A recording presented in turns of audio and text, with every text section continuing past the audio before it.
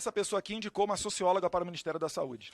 Fernanda Melchiona, pessoal, o ministro da Saúde não é da área da saúde, foi colocado lá com a desculpa de ser especialista em logística, o que agora sabemos que também não é. Queria saber a opinião deles, base do governo, sobre a indicação de uma socióloga para o Ministério da Saúde.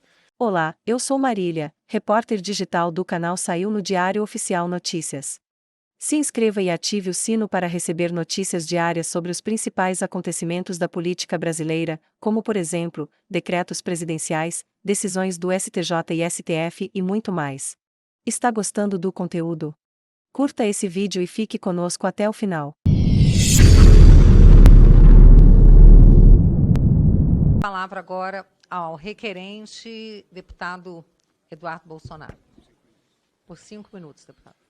Muito obrigado, presidente. É importante iniciar desconstruindo narrativas, lembrando que o governo Bolsonaro comprou mais de 600 milhões de vacinas, portanto não existiu qualquer tipo de desmonte no sistema de vacinação nacional. O Brasil foi tão abençoado e superior a outros países que o brasileiro podia até escolher qual tipo de vacina ele deveria tomar. Lembrando que o primeiro vacinado no mundo ocorreu na Inglaterra, no dia 8 de dezembro de 2020, e pouco mais de um mês depois o primeiro vacinado foi no Brasil, exatamente no mesmo dia em que a Anvisa liberou a vacina, né, que autorizou o uso da vacina da AstraZeneca e da coronavírus. Ainda lembrando também da AstraZeneca e da Coronavac. Ainda lembrando também que todas as vacinas, essas 600 milhões de doses compradas pelo Brasil e aplicadas no Brasil, foram compradas pelo governo federal. Ainda falando sobre o desmonte, nessa minha breve introdução, relembro que das últimas 6 campanhas eleitorais, o PT ganhou 5 para presidente.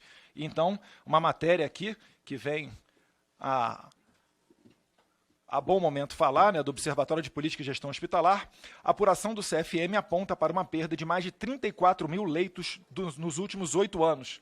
A análise aqui é feita de 2010 a 2018, englobando, então, o governo Lula da Silva e Dilma Rousseff. Então, essas consequências que a ministra apresentou, o cenário ruim que ela tem que resgatar a saúde brasileira, certamente isso se deve aos governos do PT, notoriamente governos que bateram recorde em escândalos de corrupção. Se não tivessem roubado tanto, talvez não teríamos um sistema tão ruim com relação a essa fotografia da saúde. O primeiro argumento que eu trago aqui, senhora presidente, é do fato da Dinamarca ter em setembro de 2022, desde setembro de 2022, não indicava mais vacinas para a Covid-19 para qualquer pessoa com menos de 50 anos de idade. Os riscos, desde aquela época, superavam os possíveis benefícios. A indicação poderia ocorrer apenas em pessoas com múltiplas comorbidades, de alto risco e apenas depois de uma avaliação médica criteriosa. Agora, desde setembro de 2023, esse limite subiu ainda mais, foi para 65 anos, no mínimo. Além disso, sempre de modo voluntário, nunca obrigatório. Está aqui o documento do Ministério da Saúde da Dinamarca, que vai em total contraposição a essa atual política do governo federal brasileiro. Pergunto, a Dinamarca, reconhecidamente um dos países menos corruptos do mundo, fez um cálculo de risco e benefício e concluiu que as vacinas da Covid-19 são...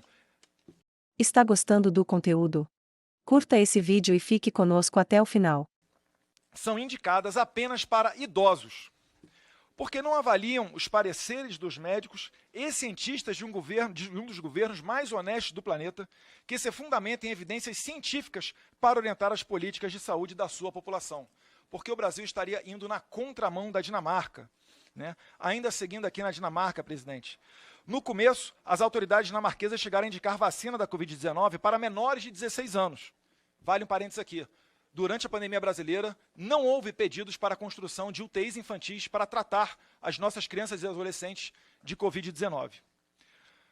Em junho de 2022, depois de terem os dados de efeitos colaterais, o ministro da Saúde, Soren Broström, pediu desculpas pela indicação. Abre aspas.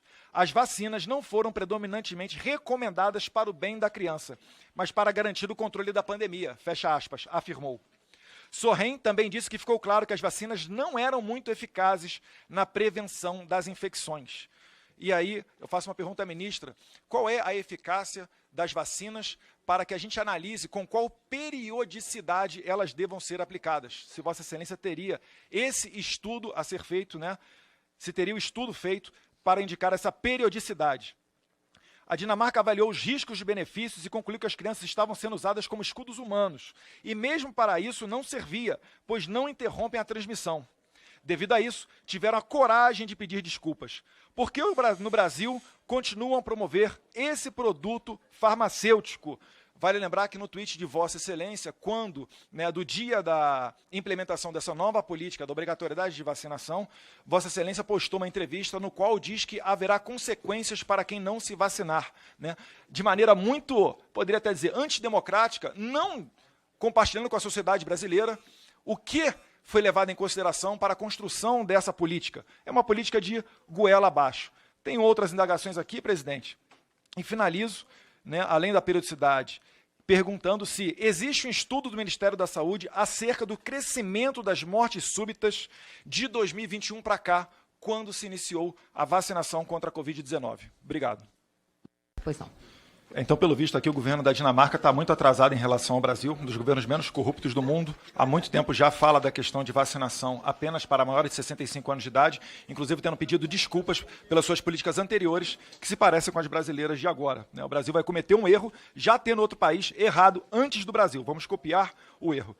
E também diz aqui que a apuração do CFM, o Conselho Federal de Medicina, mas parece uma fake news, falando das 34 mil leitos que foram perdidos entre 2010 e 2018, períodos aqui de governo do PT. Além disso, a ministra, em que pese ter exposto aqui, falado de Bolsa Família e outras políticas, ela não respondeu de maneira objetiva se existe um estudo sobre a eficácia da vacina, de maneira a colocar de quanto em quanto tempo seria necessária essa vacinação, a cada 1 ano, a cada 2 anos, a cada 3 anos. E também se existe um estudo acerca do crescimento de mortes súbitas, porque parece que o mundo inteiro está vivendo uma epidemia de mortes súbitas, prezador Osmar Terra. Parece que está coincidindo com a questão da vacina, mas vale lembrar aqui o que diz a bula da Pfizer. A bula da Pfizer, com a vacina da Pfizer, que não foi atrasada pelo presidente Bolsonaro, a Pfizer queria entrar aqui com aval apenas do presidente, sem qualquer tipo de responsabilização por efeitos colaterais. Se o presidente hoje é investigado por talvez ter molestado uma baleia, o que teria acontecido se caso o presidente Bolsonaro tivesse autorizado o uso da Pfizer aqui, atropelando a Anvisa? Tão democrático de que esperou o parecer técnico-científico da Anvisa para aplicar a primeira vacina aqui no país. Mas vale lembrar aqui a bula da Pfizer. Ela diz que a vacina não é recomendada para quem tem alergia à injeção, se ficar nervoso ou já desmaiou com alguma injeção, se estiver com febre, problemas de hemorragia, se estiver com alguma infecção, se tiver o sistema imunológico enfraquecido, se estiver grávida ou em amamentação, e tem como possíveis efeitos colaterais miocardite e pericardite, ou seja, pode levar a óbito através de ataque do coração, e também já foram relatados, na bula da Pfizer está dizendo, que já foram relatados após a vacinação, abre aspas, normalmente os casos ocorreram com mais frequência em homens mais jovens e após a segunda dose, fecha aspas. Eu não consigo entender por que está querendo se tratar de obrigatoriedade justamente naquele grupo de pessoas menos suscetíveis a ter óbito por conta de Covid. Será que não é muito extremo obrigar o filho do pobre a se vacinar? Porque o pobre, ele não faz exames com periodicidade. Talvez ele seja a pessoa com a sua imunidade fraca, vai tomar a vacina para não perder o seu benefício, para que ele não seja jogado pelo governo Lula na miséria. Vale lembrar ainda, a ministra ressaltou aqui que depois de vencer aqui a resistência conservadora, é que hoje se aceita o Bolsa Família. A primeira pessoa a falar nisso foi Milton Friedman, um liberal, quando ele falava do imposto de renda invertido. Isso daí não tem nada de novidade do governo Lula. O governo Lula ele apenas pegou a política da FHC, uniu o Vale Gás, dentre outros benefícios, e colocou um nome bonitinho, deu uma maquiagem para dizer que é do PT. Não é do PT. E graças ao governo Bolsonaro, hoje, eu não sei se mantém essa política, mas quem tinha o Bolsa Família podia trabalhar. Ele não era escravo do Bolsa Família para ser usado na época de eleição, dizendo que, olha, vote aqui no candidato do PT, porque se votar no outro, você vai perder o seu Bolsa Família. Não. Hoje o cara recebe Bolsa Família e pode trabalhar recebendo por 2 anos o Bolsa Família. Política do governo Bolsonaro para tirar as pessoas da pobreza. Mas reitero aqui, a Suíça, desde abril de 2023, também um dos países menos corruptos do mundo, foi um pouco além da Dinamarca. Depois de um rigoroso cálculo de risco e benefício, os cientistas suíços concluíram que as vacinas traziam mais riscos que benefícios à população em geral. Pergunto, ministra, o governo da Suíça é negacionista? É antivacina? Será que o governo da Suíça é genocida, igual o governo da Dinamarca? E segue aqui. Ainda é possível um médico recomendar na Suíça a vacina, desde que ele assuma as responsabilidades. Coisa que não ocorre aqui com o governo brasileiro, que quer obrigar as pessoas a vacinarem seus bebês de 6 meses de idade. E finalizo com mais uma pergunta. Os países que mais se preocupam com a saúde da população e onde reconhecidamente as autoridades têm menos probabilidade de serem corrompidas em nome de lucros corporativos, não forçam a vacinação em pessoas de baixo risco. Existe alguma pressão, ministra, externa, à ciência e à saúde, para que os senhores exijam que esses produtos sejam inoculados à força dentro dos corpos dos brasileiros? E repito, será que não é demasiado extremo cortar o Bolsa Família de quem não... O discurso foi muito claro. Vacinas, a gente tem um corolário de ações, de narrativas, de frases que impactam na visão de segurança da população. Vacina muda o código genético, vacina faz virar jacaré, no mais popular da expressão, vacina tem risco. E agora, na sua fala, deputado, muito preocupante, uma correlação entre vacina e mortes súbitas. Gente, onde nós vamos parar gerando esse pânico na população? São as questões na ciência, elas precisam ser relacionadas com hipóteses, com verificações, não dessa forma simplista como aqui apresentada pelo senhor. Essa reposição do SAMU é uma das várias políticas que retomou depois do grande desmonte do nosso Sistema Único de Saúde. Então, estou muito feliz também de poder entregar. Presidente, foi dito aqui que no governo Bolsonaro foi abandonado, que nunca comprou UTIs, nunca comprou ambulâncias, SAMU. Tem uma notícia aqui de 2019. Está escrito? É a inscrição dele? Ah, perdão. É que o presidente doa 67... Estava escrito para falar, é que eu tinha visto ele falar, tudo bem. Ok. Por favor. Governo Bolsonaro doa 67 ambulâncias ao Ceará. Camilo Santana fez a entrega. Ora, e só para complementar aqui, né? No ano de 2019, até a data da matéria, foram 708 ambulâncias doadas no país inteiro. Ou seja, o deputado acabou de fazer uma notória fake news, celebrada pela ministra. Isso daqui não pode se tornar uma casa tão baixo nível dessa. A gente está aqui para discutir a vida dos nossos filhos ano que vem, por causa de uma medida que vai obrigar a inocular no sangue deles algo que os pais não desejam para não perder o Bolsa Família e voltar para a miséria. É disso que a gente está falando aqui. Pessoa que não tem dinheiro para ir na padaria e comprar um pão, que se comprar 2 pães vai afetar o orçamento dela. É claro que essa pessoa vai dar uma injeção no filho dela e, muito provavelmente, se tiver uma pessoa com imunodeficiência, vai matar o filho dela. É disso que a gente está falando aqui. Não me deixa mentir aqui a bula da Pfizer. Possíveis efeitos colaterais: miocardite, pericardite, inflamação do coração. Meu Deus do céu. E a ministra trata com desdém, colocando em xeque a minha informação. Isso daqui é um atrevimento contra a ciência, o próprio fabricante, que não se responsabiliza pelos efeitos colaterais falando isso. Falei aqui, o governo da Dinamarca pediu desculpas por ter implementado uma política semelhante àquela que o Brasil vai implementar. Eu ouvi o falecido Roberto Campos, o pai, né? O avô, na verdade, do atual Banco Central, falando, né? O medíocre aprende com os próprios erros, o inteligente aprende com os erros dos outros, e o idiota não aprende nunca. O Brasil vai ser obrigado a repetir uma política que já deu errado. E o deputado que me antecedeu só não vai ter problemas com a justiça porque ele é de esquerda. Se ele fosse de direita, tem inquérito de fake news, tem PGR agora, né, que vai chegar lá, talvez até um futuro próximo ministro do STF, que vai falar que isso é ataque antidemocrático. Essa é a censura que a gente não quer, sabe por quê? Por causa disso aqui, ó. Carla Zambelli me passou, muito bem lembrado o tweet dela. O UOL, abril de 2020. E eu vou dar esse exemplo, poderia dar talvez mais de uma centena. Sem comprovação, zinco e vitamina D devem ter impostos zerados por governo Bolsonaro. Sem comprovação. Em 2020, um pouco tempo depois, final do ano, estudo em hospital mostra que 80% dos pacientes internados com Covid-19 tinham deficiência de vitamina D. Quantas pessoas, ministras, morreram por falta de vitamina D por estarem trancafiadas em casa? Será que a gente vai ter que censurar o debate e pagar com as vidas dos brasileiros isso daqui, a vida dos nossos filhos? O que a gente está falando é muito sério. Eu finalizo nesse bloco ainda perguntando mais uma vez. A deputada Bia falou, outro deputado aqui vai ir asseverou, e ela ainda não respondeu a minha pergunta. Qual é o estudo, que se foi feito estudo sobre as pessoas que faleceram de morte súbita, se há relação ou não, talvez, com a vacina? E também se existe um estudo a cada 1 ano, a cada 2 anos, e assim por diante. Deputado Eduardo Bolsonaro, em ciência se testam hipóteses, ilações que façam sentido.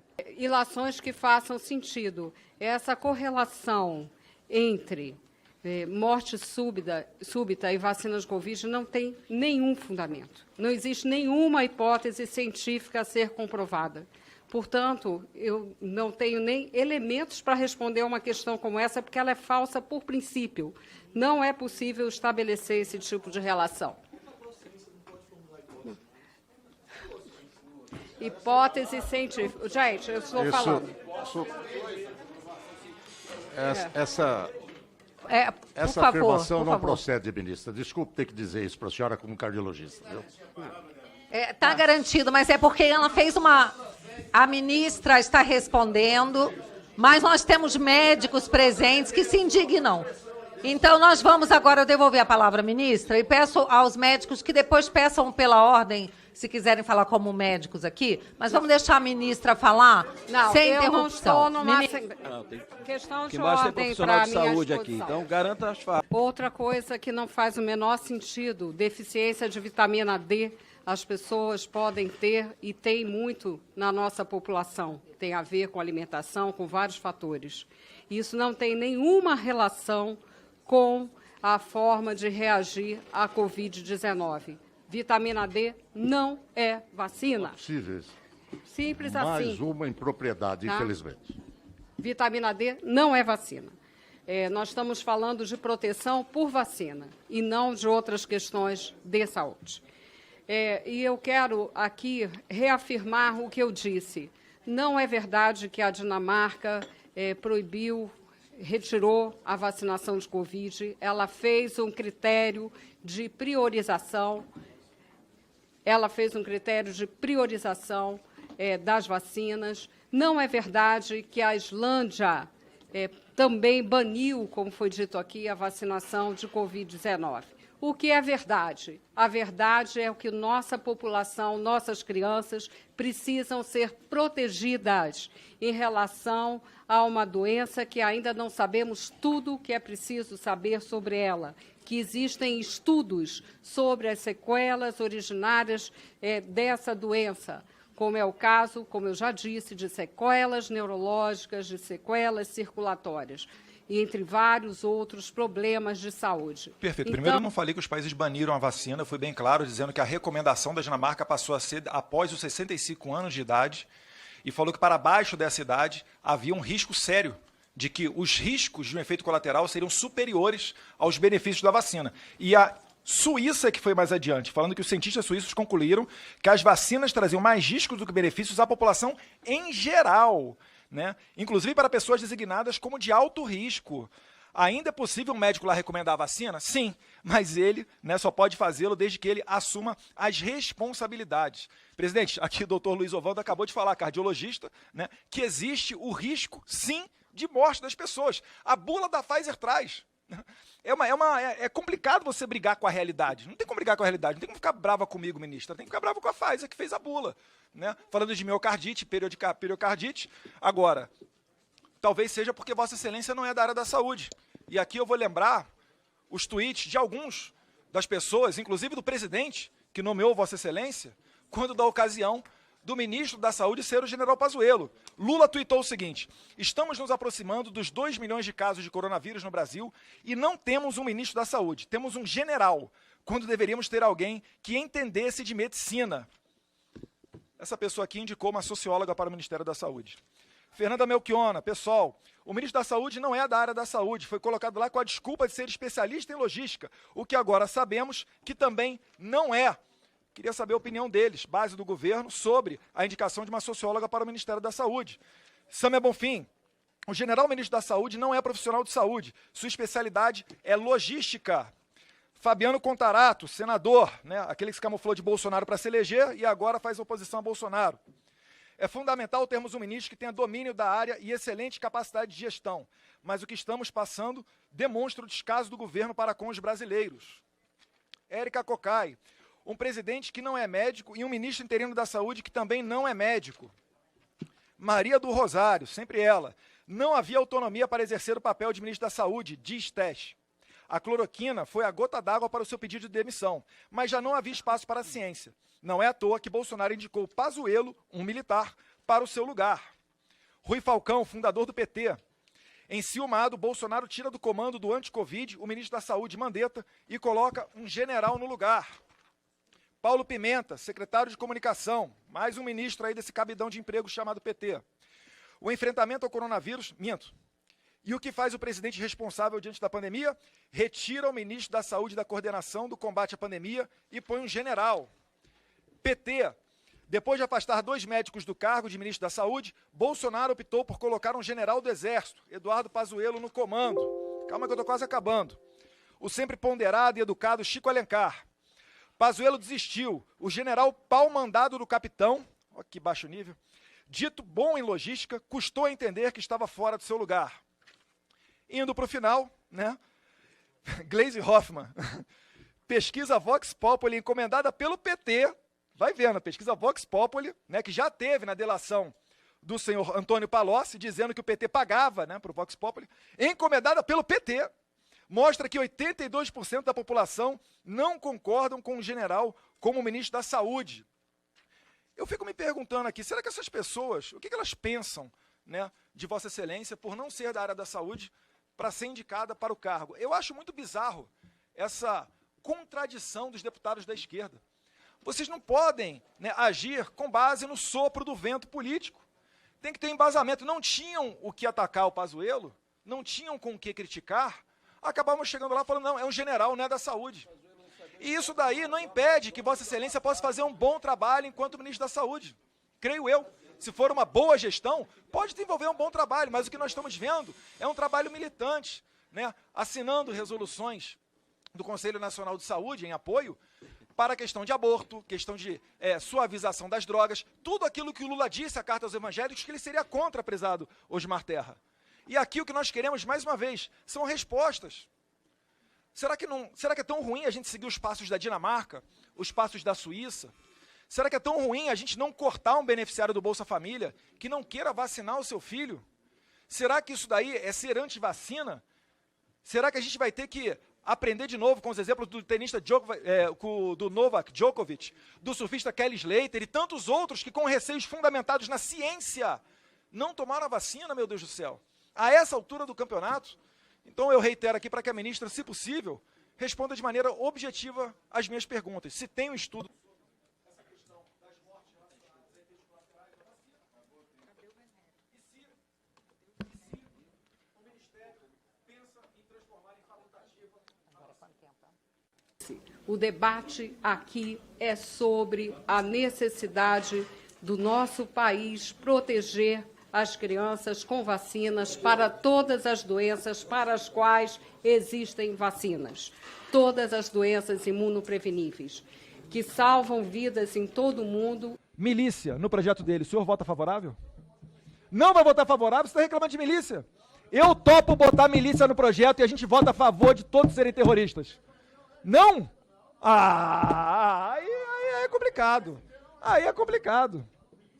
Aí o MST que invade terra, ocupa a terra, destrói propriedade, chega a matar a gente, amarra fazendeiro, invade terra. Não, esse daí não causa terror não, isso aí é legítimo. Olá, eu sou Matheus, repórter digital do canal Saiu no Diário Oficial Notícias. Se inscreva e ative o sino para receber notícias diárias sobre os principais acontecimentos da política brasileira, como por exemplo, decretos presidenciais, decisões do STJ e STF e muito mais.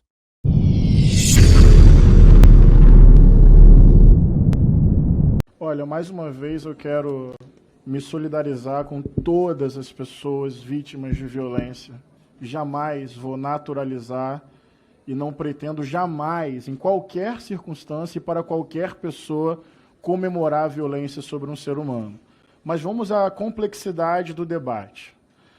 Primeiro, a saída temporária, conforme eu falei, é para regime semiaberto. Daí, o argumento honesto, até o deputado Kim colocou, não se acredita em regime semiaberto, é regime fechado até o fim. É um ponto de vista. Agora, tem mais requisitos para apenados com bom comportamento e que não podem ter sido condenados por crime hediondo. Estou falando isso porque o debate envolve emoção, mas também envolve razão. Pessoas condenadas por crime hediondo, segundo a lei de execução penal, não terão direito e não têm direito à saída temporária. Então, importante registrar isso para que o debate seja feito em cima dos fatos. Outro exemplo, olha como é que é complexo e não se pode pensar legislação com casos, por mais tristes que sejam. Parte significativa do sistema prisional brasileiro é por pessoas presas por pequeno porte de drogas e furtos, sem utilização de armas. Não estou nem romantizando isso, só estou usando um princípio jurídico básico. Proporcionalidade, dosimetria, diferença do tipo penal. Então não se pode tratar todas as pessoas que cometeram crime como se o crime fosse o mesmo. Por mais triste que seja uma história e que exija de nós, requer de nós sensibilidade e empatia. Mas olha como é que o debate é mais complexo. Só existe saída temporária em caso de regime semiaberto, com bom comportamento, e se o apenado não tiver sido condenado por crime hediondo. Não é mudando a legislação, é mudando o controle sobre isso, que se evita esse tipo de acontecimento, na minha opinião. E frases como, vou topar esse debate, ele é muito difícil, mas vou fazer com integridade, dialogando com toda a sociedade brasileira. Eu não quero que aconteça nada com as pessoas que eu amo, porque eu não quero que aconteça nada com ninguém, jamais. Mas essa ideia de sair da prisão para o cemitério, significa o que na prática? A pessoa foi presa, independente do crime. A consequência disso é transformar a cadeia num campo de execução de seres humanos? É o que? Matar, morrer? A consequência dessa lógica não é, para concluir, não é mudar o tempo, não é mudar o tempo de prisão para quem cometeu o crime. Esse é um debate. O debate aqui me parece outro. Matou, morreu. Então vamos retroceder aqui uns 500 anos e vamos voltar a uma lógica de da prisão para o cemitério não tem segunda chance. A minha pergunta é devolvendo. Então qual é a legislação que materializa essa frase? Se a gente pegar a frase não tem segunda chance, se a gente pegar a frase da prisão para o cemitério, qual é o próximo projeto de lei? Evidentemente eu discordo radicalmente desse projeto. Eu considero o MST, o MTST, por exemplo, movimentos sociais legítimos, com pautas justas. Por exemplo, segundo o Instituto Rio Grandense de Arroz, o MST é o maior produtor de arroz da América Latina. Apenas um exemplo. O MTST, em 2020, distribuiu cerca de 156 mil refeições, 220 toneladas de alimentos com cestas básicas, 110 mil máscaras, apenas dando exemplos de movimento por reforma agrária, na minha opinião, pauta absolutamente justa, e movimento por reforma urbana e direito à moradia, pauta absolutamente justa. Senhor presidente, pedi só para parar o tempo, só para eu poder... Está gostando do conteúdo? Curta esse vídeo e fique conosco até o final. Obrigado. Prossiga. Não, na verdade, nas últimas sessões, eu quero até dar o testemunho de que, apesar das divergências, tem sido tratado respeitosamente por vossas excelências e sempre faço o mesmo. Então, eu considero esses movimentos sociais justos, legítimos, com pautas necessárias e um excelente trabalho. Então vamos lá. Por que não está aqui o escritório do crime? Grupo de matadores do Rio de Janeiro, que era organizado por Adriano da Nóbrega, que foi formalmente homenageado por Flávio Bolsonaro na Alerj e defendido por Jair Bolsonaro aqui na Câmara. Aliás, familiares de Adriano da Nóbrega também foram nomeados no gabinete de Flávio Bolsonaro. Por que o escritório do crime não está aqui? Aliás, a maior parte do território do Rio de Janeiro hoje é controlada por milícias, grupos criminosos, ilegais, mafiosos. Curiosamente, não há uma milícia citada aqui. Nem o escritório do crime, cujo principal líder foi homenageado por Flávio Bolsonaro, nem as milícias, que no Rio de Janeiro têm relação direta com essa família. Olha que sintomático. Esse projeto vai ser aprovado aqui, ele não tem consequência ao longo da Câmara, ele não terá possivelmente uma aprovação final, mas o silêncio do deputado sobre milícia e escritório do crime é sintomático sobre o pano de fundo desse projeto. Muito orgulho de movimentos sociais contra facções criminosas, inclusive grupo de matadores e milícias do Rio de Janeiro ligadas ao ex-presidente da República. Eu faço ainda mais questão de desrespeitar, sim, quem compara pessoas de 8 de janeiro com Hamas. Não tem qualquer possibilidade de uma pessoa ter o meu respeito quando ela compara terroristas que botaram um bebê no forno e ligaram na frente dos pais com pessoas que quebraram vidros e mesas de maneira errônea e reprovável, é verdade, mas não tem qualquer tipo de comparação. Pergunte a uma mãe que perdeu um filho para o tráfico de drogas se ela acha justa essa comparação. O que é mais grave para ela, né? E hoje em dia tem um tabu, a gente não pode ficar falando essas coisas, que tudo não, é antidemocrático, pode ir para a cadeia. A única maneira de parar a direita, parar os conservadores nesse país, é censurando. E ainda assim não estão tendo muito sucesso. A Paulista, esse final de semana, deu o recado. Retornamos às ruas, voltamos às ruas porque nós preferimos arriscar sermos presos a viver num país que comunga com Hamas, a viver num país, prezada doutora Alan Garcês, que corre junto com o PCC. Vá você, sargento Saul, tentar ser recebido com advogados que defendem o pessoal do Rio de Janeiro lá no Ministério da Justiça. Agora, se estiver com o advogado do Comando Vermelho, talvez o senhor consiga, da família do Norte, do PCC, do ADA, do TCP, que são esses que o Paulo Bininski está colocando aqui numa lista. Meu Deus do céu, quando eu imaginei, Fraga, né, General Girão, que eu seria deputado federal para vir aqui para debater que o Hamas, o Hezbollah, o PCC, o CV merecem estar numa lista dizendo que são grupos terroristas. E isso é necessário, sabe por quê? Porque, por vezes, a Polícia Federal, que representa a Interpol aqui no Brasil, ela fica de mãos atadas, porque ela não consegue pegar um notório terrorista que cometeu um ato terrorista no Líbano, né, na África ou qualquer lugar, ele vem aqui no Brasil tirar um período de férias, e a PF, por vezes, não consegue fazer nada, porque mesmo tendo a convicção de que aquele cara é um terrorista, ele não cometeu crime no Brasil. É uma honra ser tão atacado por um pastor que diz que legalizar o aborto cabe às mulheres, né, que tem mais legitimidade para tratar desse tema, ou ainda quando fala que aborto não tem a ver com cadeia, mas com acolhimento. Para mim, esse tipo de pastor, só se for pastor da Shopee. Pastor de verdade, ele defende a vida, está lá no Êxodo 20, nos 10 mandamentos, desde a sua concepção. A importância da CPMI, excelente trabalho aqui presidido e relatado, né, pelo Zucco e pelo Ricardo Salles, é que conseguiu expor um pouco disso que acontece. E quando aquela senhora, naquele vídeo que viralizou, ela vai às lágrimas falando como que ela se libertou do MST, o pessoal do PT, os deputados, riam e faziam chacota. O governo Bolsonaro estava acabando com o MST sem dar um tiro. Como? Principalmente dando aquilo que o PT sempre prometeu e nunca deu, que é o título de terra. Foi recorde. Mais de 400 mil títulos de terra dados para essas pessoas que passaram a acordar para a realidade. O PT não quer que eles tenham título de terra, porque senão eles saem do movimento. Deixa de ser massa de manobra do PT. E a CPI das ONGs que está no Senado, eu espero que ela culmine com um relatório que tenha força para a gente votar um projeto de lei para regulamentar as ONGs. Está cheio de ONG na Amazônia. Por que não tem ONG no Nordeste, prezado Palumbo? Por que não tem ONG lá no Nordeste, já que falam tanto que estão com sentimento nobre para combater a pobreza, para salvar as crianças? Não vai no sertão, né, Meira? Não vai levar água para lá. Agora, no Nordeste está cheio de ONG. Por que será isso? O próprio fundador do Greenpeace, né, no documentário Cortina de Fumaça lá da Brasil Paralelo, ele falou, quando eu criei na boa vontade, mas agora eu saí porque virou negócio, business. O pessoal vai lá, se joga na frente do navio, tira uma foto com a baleia, para depois passar o chapéu e os Leonardo DiCaprio e Greta da vida darem o dinheiro. Ficou um negócio escancarado isso daí. E agora eu pergunto, cadê a Greta? Cadê o DiCaprio? A Amazônia batendo recorde de incêndio. pelo menos tenham a decência de falar que atacavam Bolsonaro para colocar um deles ali, mesmo que seja o protagonista dos maiores escândalos de corrupção do planeta Terra. Mas isso ocorre por quê? Porque o Lula atende aos interesses internacionais.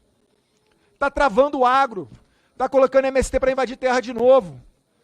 O Brasil vai ter problema de inflação, vai ter problema de desemprego, não vai demorar muito. Isso daí é desejável pela esquerda. A esquerda ela quer a inflação. Porque um povo na miséria é um povo que vai depender de um programa assistencialista como é o Tarjeta de la Pátria na Venezuela. Na Venezuela só come quem tem o Tarjeta de la Pátria, que basicamente é um tipo de Bolsa Família. Isso que ele recebe a bolsa, né, uma cesta básica que não dá para o mês inteiro, mas para ele manter aquilo válido, o que ele tem que fazer? Ele tem que votar no Maduro, ele tem que ir para a rua, ele tem que apoiar o governo. Aprenderam com Cuba a utilizar a fome como instrumento político. Então, isso daí, como bem dito anteriormente pelo Coronel Ulisses, isso daí é a esquerda. Esse pessoal, a gente tem que ter pena deles, não. O cara tá dando risada aqui de gente que, poxa, chegou no dia depois, gente que não estava nem no meio da bagunça lá do 8 de janeiro e tá presa.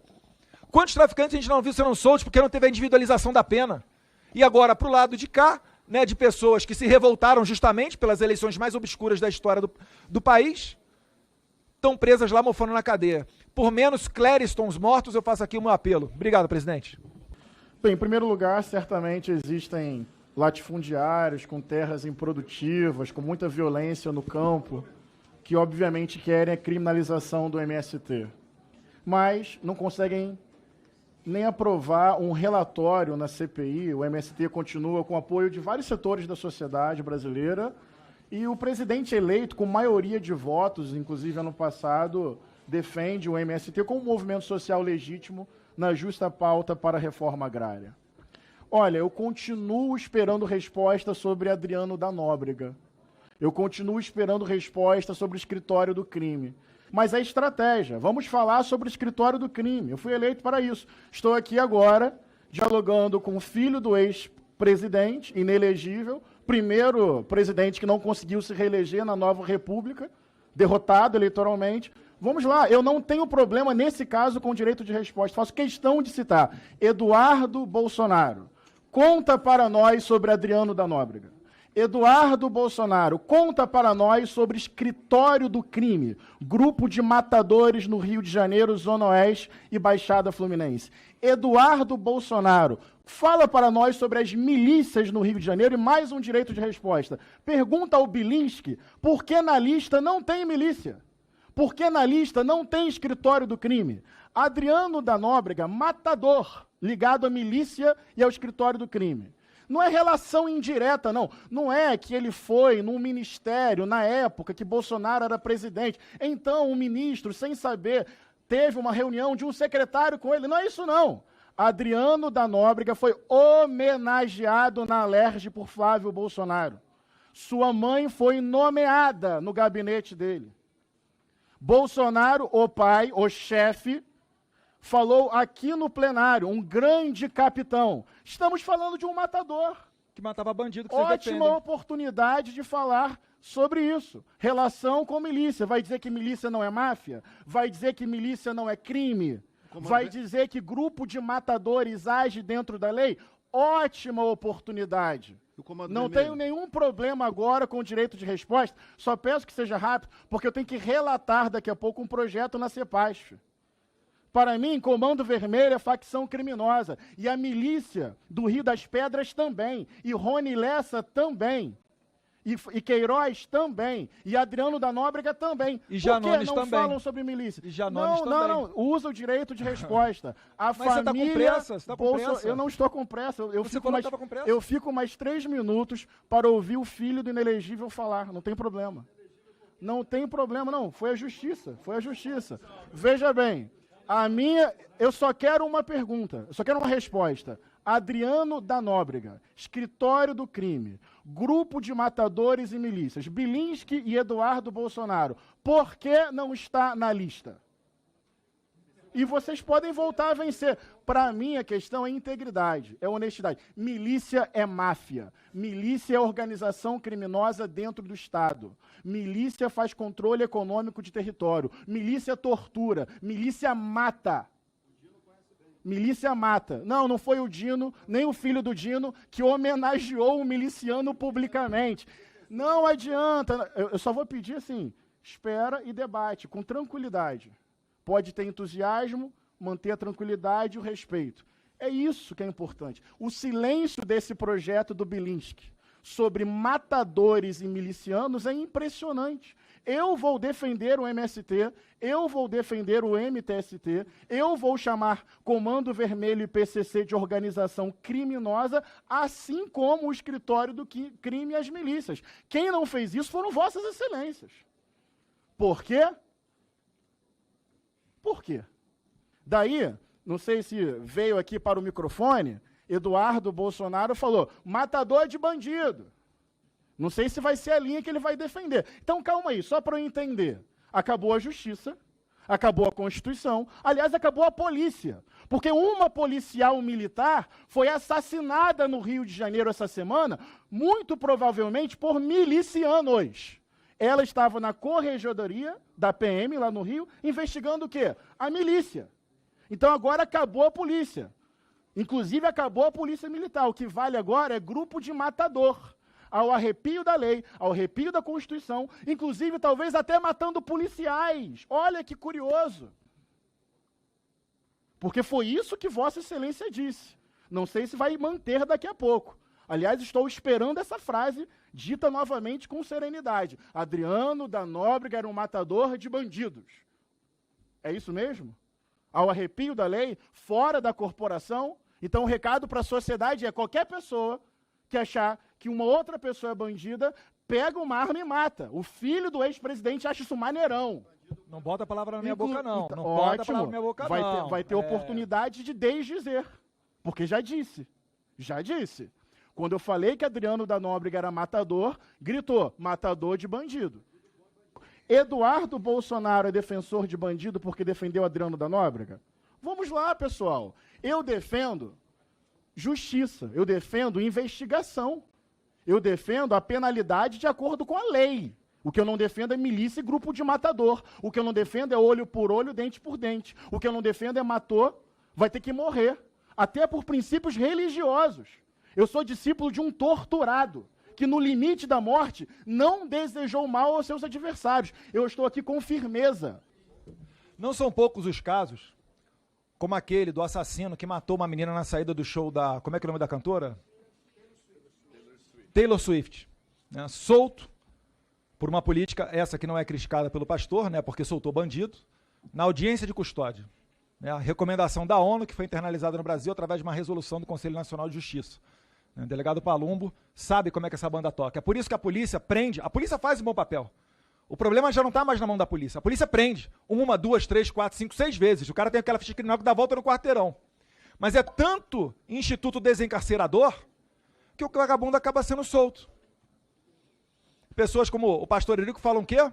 Não, mais livros, menos cadeias. Faça amor, não faça guerra. E aqueles jargões da esquerda fácil de repetir, mas que só levam à destruição da nossa sociedade. Então acaba que uma das raras vezes que a sociedade vê a justiça acontecer é quando o bandido está cometendo o seu crime, alguém reage. Um policial reage, ou um CAC, que está voltando do clube de tiro, reage. Porque ele sabe que se aquele cara for preso pela polícia mais uma vez, ele vai ser solto. De repente, ele vai assassinar até colegas nossos aqui. Se assassinos estivessem na cadeia, não estariam delinquindo na sociedade. É simples assim. Agora, a esquerda, ela não considera o delinquente um criminoso. A esquerda, os mesmos que reclamam dos presídios superlotados e falam que é direitos humanos, não sei o que, tal, são os primeiros a irem contra a construção de presídios. Por quê? Porque querem soltar o bandido. Para eles, o bandido é apenas um cara violento que tem que dar para voltar a violência dele a favor da esquerda, seja invadindo terras com o MST, seja queimando carros como os Black Blocs. O Manuel do Guerrilheiro Urbano do Marighella já falava isso. Só tem que direcionar a violência dele a favor da causa. Agora eu desafio o pastor. Se o Paulo Bilinski colocar aqui milícia no projeto dele, o senhor vota favorável? Não vai votar favorável? Você está reclamando de milícia? Eu topo botar milícia no projeto e a gente vota a favor de todos serem terroristas. Não? Aí é complicado. Aí é complicado. Aí o MST que invade terra, ocupa a terra, destrói propriedade, chega a matar a gente, amarra fazendeiro, invade terra. Não, esse daí não causa terror, não. Isso aí é legítimo. Sabe por que é legítimo? Porque não vai na casa deles. Porque não reparte, né? Não faz a distribuição, a expropriação de terra dos deles. Né? Se entrasse na fazenda do Lulinha, aí eles iam chiar. Mas como eles comandam o movimento, não vai entrar nunca, né? Vai entrar na fazenda dos outros. Fazenda boa, produtiva. O MST é um câncer do país. E a CPI fez um bom trabalho em expor esses criminosos para não permitir que o MST seja o novo Greenpeace. Porque o que eles querem é isso. Botar o MST como uma marca mundial de ONG exemplo de ação social. É uma grande satisfação voltar à Alemanha, país onde construí laços de amizade e respeito ao longo de toda a minha trajetória sindical e política desde 1975. Olá, eu sou Marcela, repórter digital do canal Saiu no Diário Oficial Notícias. Se inscreva e ative o sino para receber notícias diárias sobre os principais acontecimentos da política brasileira, como, por exemplo, decretos presidenciais, decisões do STJ e STF e muito mais.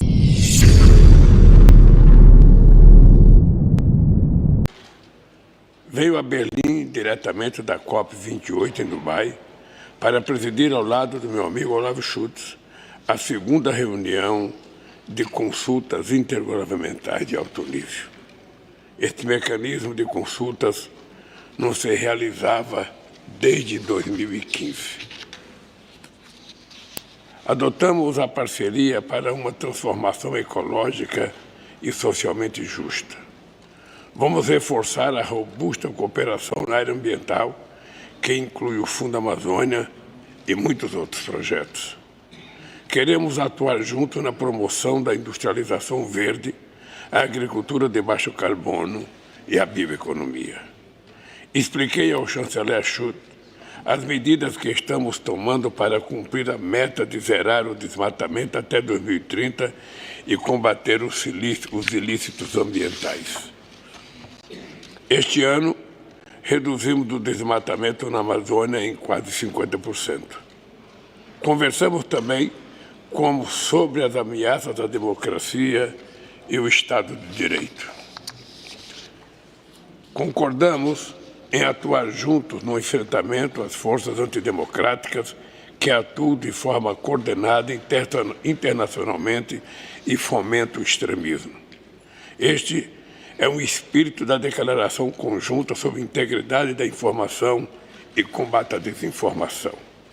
Graças ao trabalho preparatório intenso de nossos ministros, foram firmados nesta visita outros textos nas áreas do meio ambiente, mudança do clima, agricultura, bioeconomia, energia, saúde, ciência, tecnologia e inovação. A Alemanha é o mais tradicional parceiro do Brasil em matéria de cooperação técnica e financeira. O BNDES e o Banco de Fomento Alemão vão estreitar ainda mais sua parceria, que já dura praticamente 60 anos. Está gostando do conteúdo? Curta esse vídeo e fique conosco até o final. Participamos ainda hoje de seminário empresarial para discutir oportunidades abertas pelo novo Programa de Aceleração de Crescimento no Brasil. Amanhã, 5 de dezembro, será realizado aqui em Berlim o Dia da Inovação do Brasil, que vai conectar brasileiros e alemães em torno de discussões sobre startups, governo digital e inteligência artificial.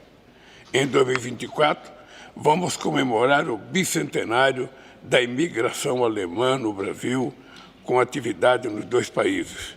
Discutir com o chanceler Schultz os esforços que estamos fazendo para concluir o acordo entre Mercosul e a União Europeia. São quase 23 anos de negociação. Na próxima quinta-feira, na cúpula do Mercosul, teremos um momento decisivo nessa negociação.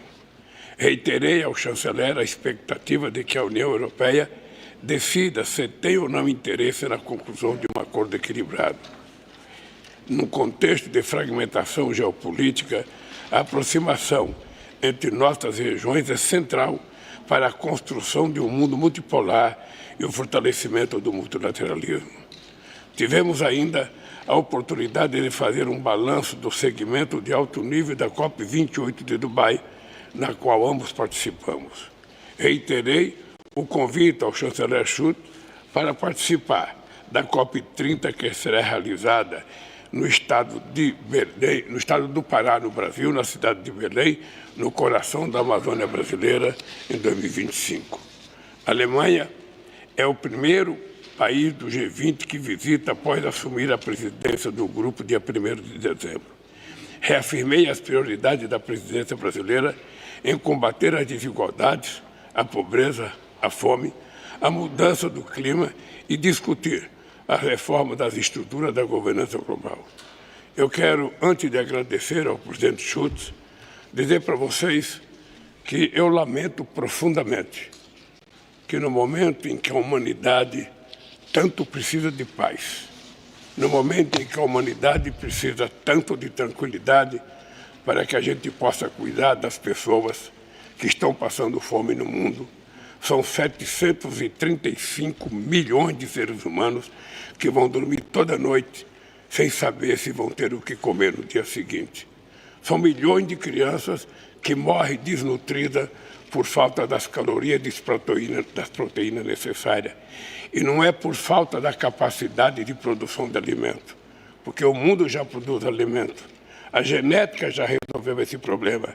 Entretanto, faltam recursos para que as pessoas possam comprar o alimento necessário. E eu queria dizer para vocês que, além da questão da fome, os conflitos que estamos vendo na Rússia e na Ucrânia, o conflito que estamos vendo entre Israel e a faixa de Gaza, não é nada mais, nada menos do que a irracionalidade do ser humano. E quero dizer para vocês que tudo isso acontece porque a ONU não está cumprindo com o papel histórico para o qual ela foi criada. A ONU tem um Conselho de Segurança que fazem parte 5 países, fazem parte Estados Unidos, Rússia, China, França e Reino Unido. E esses países deveriam zelar para manter a paz no mundo. Entretanto, são esses países o que mais produzem armas, o que mais vende armas e fazem guerra sem passar pela decisão do Conselho de Segurança. E quando alguma decisão importante passa que não interessa, eles têm o direito de veto. Por isso, nós vamos discutir no G20 a necessidade e importância da gente rediscutir a governança global para que a gente possa tomar decisão, sobretudo na questão ambiental, e a gente ter certeza de que as decisões serão colocadas em práticas e não aconteceu o que aconteceu, sabe, no protocolo de Kyoto, que até hoje não foi assumido, nos acordos de Paris, que até hoje não foi assumido, e eu espero que as decisões de Dubai sejam assumidas, porque senão nós estamos brincando de enganar o planeta Terra. E o planeta Terra está nos dizendo, não brinque comigo. Eu já suportei muitas adversidades, já suportei muitas explosões, já suportei muitos meteoros, já suportei muitas intempéries, mas eu não posso mais suportar o desaforo e a desinteligência do ser humano em não tratar bem o habitat natural em que a gente mora. Portanto, é uma questão muito séria a gente tratar da questão do clima, e eu quero dizer para vocês que no Brasil e no meu governo nós vamos levar muito a sério, e em 2030 eu quero entregar ao mundo desmatamento zero na Amazônia, para que as pessoas saibam que é possível a gente cuidar do planeta que nos dá vida, que nos dá água, que nos dá comida e que nos dá prazer do dom maior de Deus, que é a vida humana. Apenas para te ajudar a repor a informação correta. Eu tive com a presidenta da Comissão Europeia em Dubai. Conversamos muito com ela sobre a possibilidade do acordo. Ela nunca disse que ia ao Rio de Janeiro. Ela tinha um compromisso, acho que na China, e ela teve que viajar. Isso ela me comunicou já no começo da semana. Quem pode ir ao Brasil é o presidente da União Europeia, o Pedro Sánchez, que é o chefe de governo da Espanha. Só essa informação. A segunda coisa é a seguinte, depois de eu conversar com a van der Leyen, eu conversei com o Macron. E eu quero só alertar que não é apenas o Macron.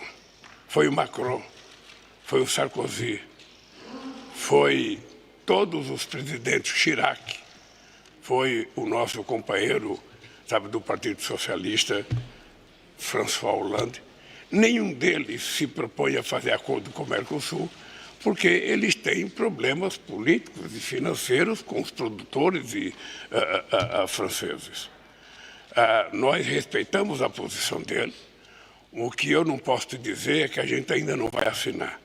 Primeiro porque, além da posição da França, nós temos uma posição da Argentina, que teve eleições, o novo presidente toma posse dia 10, o Alberto Fernandes vai participar da nossa reunião dia 7, dia 6 haverá uma reunião dos ministros, do chanceler dos países do Mercosul, que vão tentar resolver alguma ainda pendência técnica que existe. Quem sabe o chanceler Olavo Scholz consiga falar com o nosso companheiro presidente da Argentina, quem sabe consiga convencer o Macron ainda, e eu só posso dizer para você que não vai ter assinatura a hora que terminar a reunião do Mercosul, que eu tiver ou não. Enquanto eu puder acreditar que é possível fazer esse acordo, eu vou lutar para fazer, porque depois de 23 anos, se a gente não concluiu o acordo, é porque eu penso que nós estamos sendo irrazoáveis com a necessidade que nós temos de avançar nos acordos comerciais, políticos e econômicos. Boa noite, presidente. Boa noite, senadores e senadoras, servidores dessa casa, a população brasileira que acompanha a gente pela TV Senado. Queria só chamar a atenção aqui que o governo Lula quer voltar a usar o BNDES para financiar obras no exterior. O projeto, nesse sentido, será encaminhado pelo Executivo ao Congresso Nacional. Então, queria chamar a atenção do Congresso Nacional aqui, de nós, senadores, para prestar bem atenção no que eu vou mostrar para vocês aqui, ó. Olá, eu sou Marcel, repórter digital do canal Saiu no Diário Oficial Notícias. Se inscreva e ative o sino para receber notícias diárias sobre os principais acontecimentos da política brasileira, como, por exemplo, decretos presidenciais, decisões do STJ e STF e muito mais.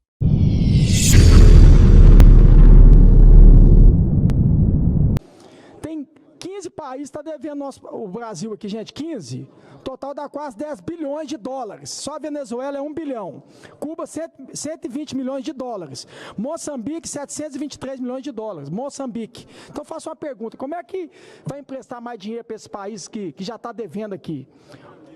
Então, é Trambique. Então, eu queria chamar a atenção aqui, porque tem um projeto de resolução meu que está aqui desde fevereiro.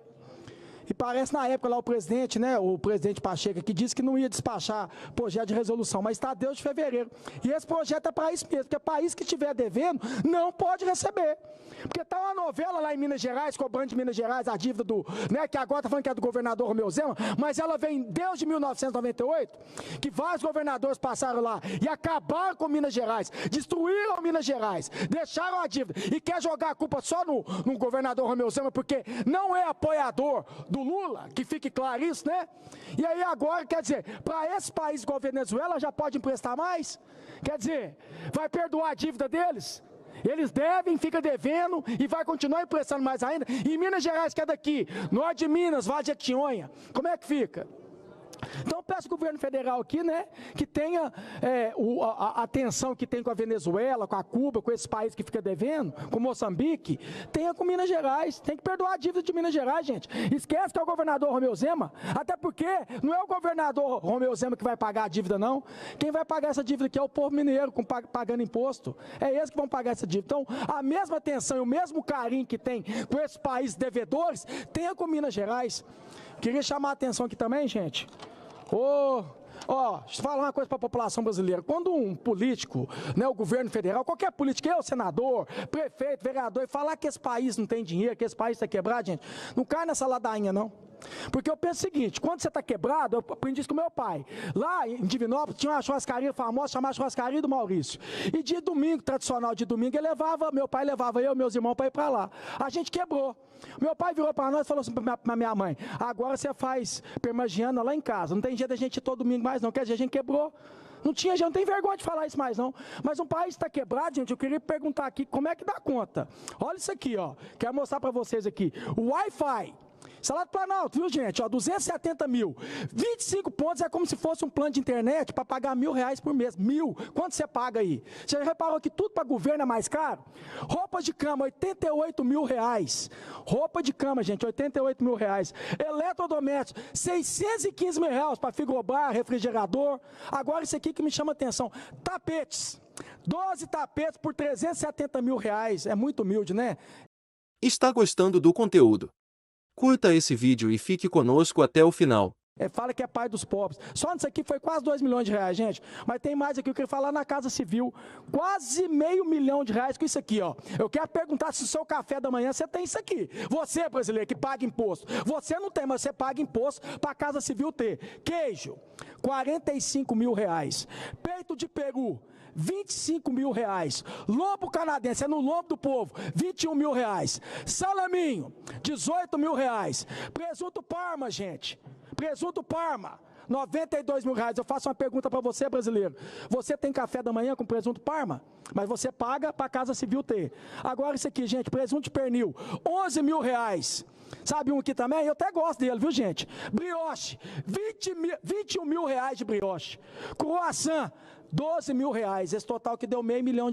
Agora só aqui na Casa Civil. Agora você começa a olhar isso aí nos ministérios, e aí por aí vai. Então eu queria chamar a atenção do povo brasileiro.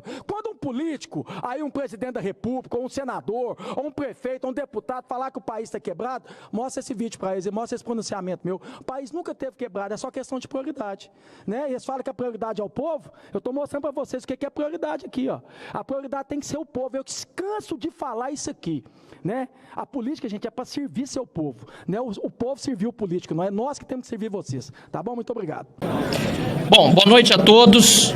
Eu quero iniciar aqui dizendo que, pelo menos na data de hoje, 29 de novembro de 2023, este momento não seria possível se não tivesse ocorrido tragicamente uma morte na Papuda do Clériston Pereira da Cunha, o Clezão, falecido na semana passada, na segunda-feira, repito, trágica e lamentavelmente, nas mãos do Estado, em virtude de ter sido mantido encarcerado, sem que o Estado tivesse produzido uma única prova contra ele, desde o dia 1º de setembro, com seu pedido de liberdade. Olá, eu sou Marília, repórter digital do canal Saiu no Diário Oficial Notícias. Se inscreva e ative o sino para receber notícias diárias sobre os principais acontecimentos da política brasileira, como por exemplo, decretos presidenciais, decisões do STJ e STF e muito mais.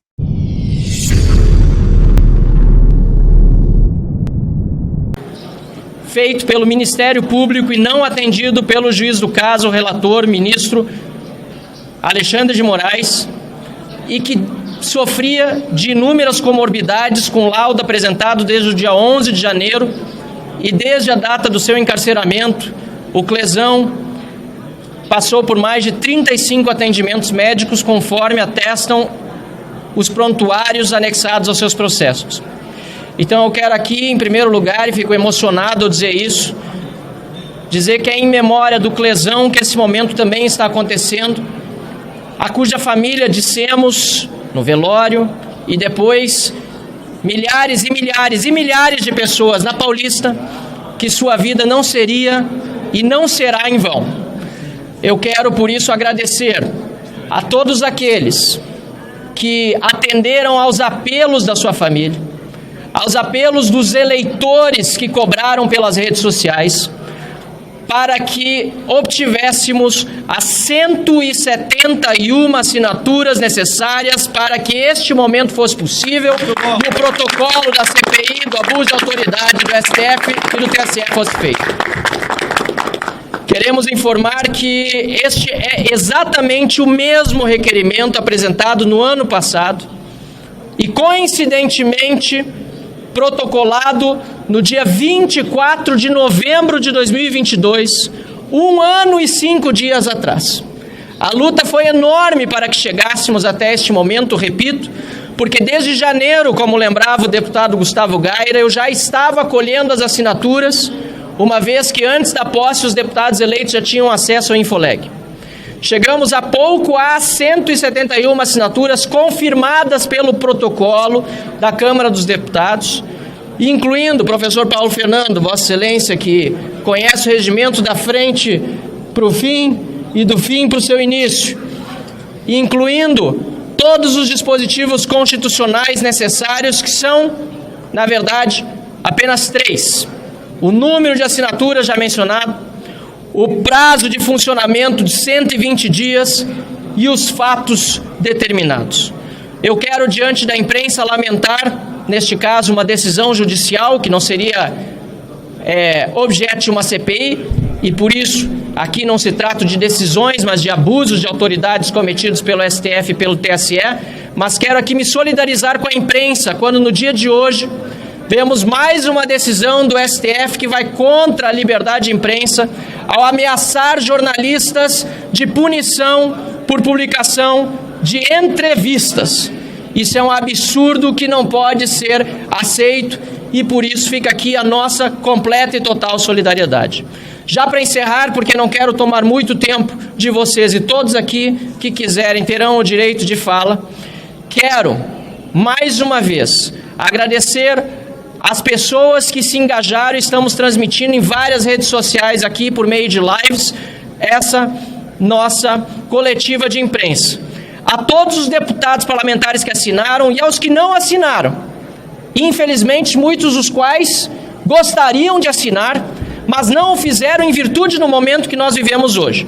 Fica aqui um desabafo pessoal, porque parlamentar não poderia ter nenhum receio de assinar uma CPI para investigar quem quer que seja, muito menos receio de investigar alguém que, porventura, possa prejudicá-lo em virtude dessa assinatura, num julgamento que deveria se basear na lei e na Constituição e não na política ou não na sua atuação aqui na casa.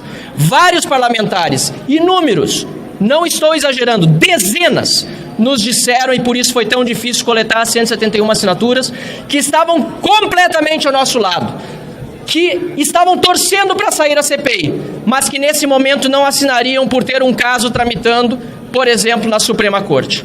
Mas, apesar disso, todos, deputado Jordi, deputado Bia, garantiram que estarão ao nosso lado, ao lado da justiça de verdade, da democracia, do Estado de Direito e do reequilíbrio entre os poderes durante os trabalhos da CPI dos abusos de autoridade do STF e do TSE. A estes colegas, que eu não quero utilizar nenhum adjetivo pejorativo, porque todos nós aqui, de uma forma ou de outra, poderíamos ter receio, e vários de nós estamos já sob a mira de julgamentos do Supremo Tribunal Federal.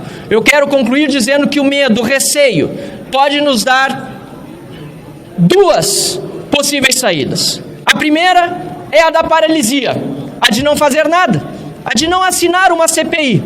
Tá gostando do conteúdo? Curta esse vídeo e fique conosco até o final. E lamentavelmente para muitos a paralisia foi o escolhido, não por uma questão menor, mas porque tem de fato motivos para temer. Mas o segundo caminho, a segunda saída, é a escolha da coragem para enfrentar o medo. E aqui ao meu lado há deputados valorosos, de coragem para enfrentar os abusos de autoridade do STF e do TSE, e nós vamos até o fim. Muito obrigado, passo a palavra ao nosso líder, o deputado Carlos Jordi. Obrigado. Muito bom. Valeu, Marcel. Bom, boa noite a todos. Parabéns, Marcel, pela sua fala. Bom, foi muito duro conseguirmos essas assinaturas. Duro demais. Desde janeiro que estamos nessa batalha para conseguir 171 assinaturas. São 513 deputados. E aí você pode se perguntar por que é tão difícil conseguir 171 assinaturas. A razão por ser difícil colher as assinaturas é a razão pela qual nós devemos instalar essa CPI. Porque os deputados estão com medo. Eles estão com medo diante dos abusos de autoridade, das perseguições, das ilegalidades, arbitrariedades que vêm sendo perpetradas por aqueles que deveriam zelar pela nossa Constituição. Onde já se viu, num Estado democrático de direito que é usado de uma forma tão prostituída por esses que não tiveram um voto sequer, que nós parlamentares que representamos o povo, não podemos nos posicionar, não podemos fiscalizar e não podemos sequer buscar o reequilíbrio entre os poderes. Eu quero aqui parabenizar todos os deputados que tiveram coragem de enfrentar esse momento, de assinar essa CPI, mas eu quero parabenizar, sobretudo, 2 deputados em especial que nesse momento se destacaram para conseguir essa façanha de protocolar, de conseguir essas 171 assinaturas, que é o deputado Marcel Van Hatten, que tem sido um leão, um guerreiro na defesa da democracia, dos presos injustos do 8 de janeiro, e o deputado Marcon, que também se engajou como um guerreiro para que pudéssemos completar essas assinaturas. 2 vice-líderes da oposição que têm sido bravos na defesa da democracia. E assim, é algo inacreditável que nós só tenhamos conseguido as assinaturas por conta de uma tragédia como foi a de Clezão, que foi sentenciado à morte, que diante de um quadro clínico que era, obviamente, fato que ele deveria sair da prisão e que qualquer magistrado de qualquer outra instância, se não tivesse deferido esse pedido, já teria sido afastado do seu cargo e ele foi deixado lá para morrer. Mas Clezão serviu para unir deputados e ter coragem nesse momento para que conseguíssemos essas assinaturas. Só que existe uma outra pessoa que nós temos que destacar aqui também, que foi injustiçado, que foi colocado na cova dos leões, que era um deputado que nunca cometeu crime algum. O artigo 53 da Constituição garantia a ele a imunidade parlamentar para suas palavras, opiniões e votos. O parágrafo 2º também determinava que ele não poderia ser preso, salvo em flagrante de crime inafiançável. Ele não cometeu nenhum crime inafiançável e hoje ele está na prisão como um bandido em regime fechado, que é o deputado Daniel Silveira. Por isso,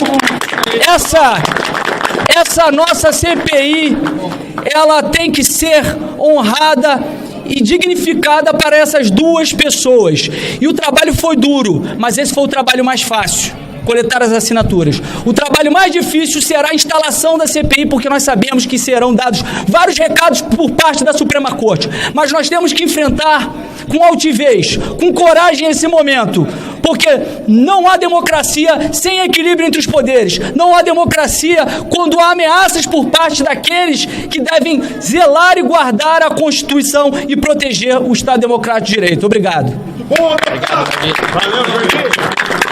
Obrigado, nosso líder. Eu vou só falar mais uma palavra antes de passar para o deputado Marcon e depois abrir a palavra para os demais. Bia Kiss, primeira inscrita, e depois os demais quiserem falar. Deputado Jordi, se puder estar do meu lado, eu quero agradecer muito, porque se não fosse a tua determinação em liderar isso naquele momento e, dentre as 2 ou 3 prioridades elencadas após o trágico falecimento do Clezão, ter dito para toda a oposição, estamos com a CPI do abuso de autoridade, vamos até o fim para as assinaturas, se não tivesse toda a determinação, esse momento não teria acontecido. Então, muito obrigado, Jordi, de verdade, obrigado. E eu quero agradecer também ao meu conterrâneo gaúcho, que já foi meu suplente de deputado, quando na legislatura passada eu fui deputado federal também, e ele, no novo, era o meu suplente. Abraçou todo o processo que é fantástico de trabalho de bastidor para coordenar as assessorias. E quero agradecer, Marcon, também a minha assessoria, a Ornella, a Karine, e os assessores de todos os parlamentares, em nome dos teus assessores e também do Gustavo Gayer, que ajudaram muito, que eu sei, do Fred Linhares, que eu sei que ajudaram muito, e todos os demais, porque sem o trabalho das assessorias, isso também não seria possível. Então, com vocês, quem coordenou esse trabalho nessa segunda fase, a primeira fase de janeiro até ali, eu fui como eu pude, e agora me ajudou muito, Maurício Marcon. Muito obrigado. Muito boa noite a todos. Eu quero dizer em primeira mão que o parlamento respira. Nós não somos submissos a ninguém. Nós somos um poder independente, um poder que respira e tem o dever de não deixar um inocente morrer na cadeia e que nada vai ser feito. Vai ser feito sim. Nós vamos investigar por que Clezão, há 3 meses com o pedido de liberação, morreu. e deixou 2 filhos e uma esposa órfãos de sua presença por um ato bárbaro de um ministro do Supremo Tribunal Federal. Se hoje nós conseguimos 171 assinaturas, é porque muitos parlamentares deixaram o medo de lado e preferiram ter um compromisso em sair na rua de queixo erguido e dizer: o meu trabalho é ser parlamentar e eu vou fazer o meu trabalho com dignidade. Chegar à noite, colocar a cabeça no travesseiro e dizer: eu estou honrando os votos que recebi dos meus eleitores. Esse é o nosso papel. O Clezão é um expoente do absurdo que vivemos nesse país.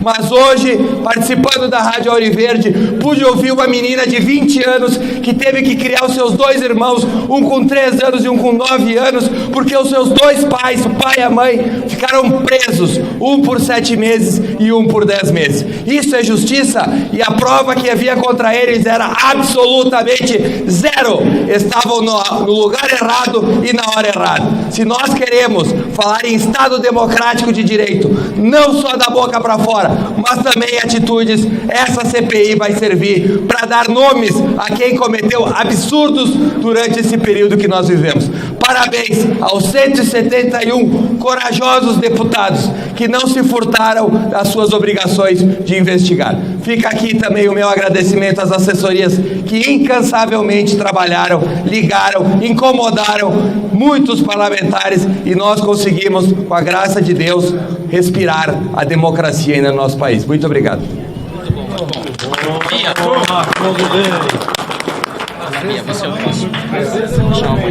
Boa noite. Eu quero dizer que esse é um momento muito importante. Parabenizar o Marcel. No ano passado nós já tínhamos assinado, não pudemos entrar com a CPI. Esse ano agora, quase no final do ano, estamos aqui com essa CPI protocolada. Eu, como parlamentar do Distrito Federal e alguém que conhecia o Clezão, conhecia os amigos do Clezão, a comunidade do Clezão, onde ele era um líder, eu fiquei realmente muito chocada e muito movida, tocada, movida por essa trágica morte, que poderia ter sido evitada, com toda certeza. Mas o que está por trás de tudo isso é que essa morte ela é fruto de um abuso de autoridade. Porque fatalidades acontecem, acidentes, mortes, mas essa morte, ela é fruto de abuso de autoridade, recorrentes abusos de autoridade. E é por isso que eu quero aqui, mais uma vez, me solidarizar à família do Clezão, a Jane, sua esposa, suas 2 filhas, aos amigos e dizer: confiem que nós vamos seguir em frente. Nós estamos fazendo todo o possível.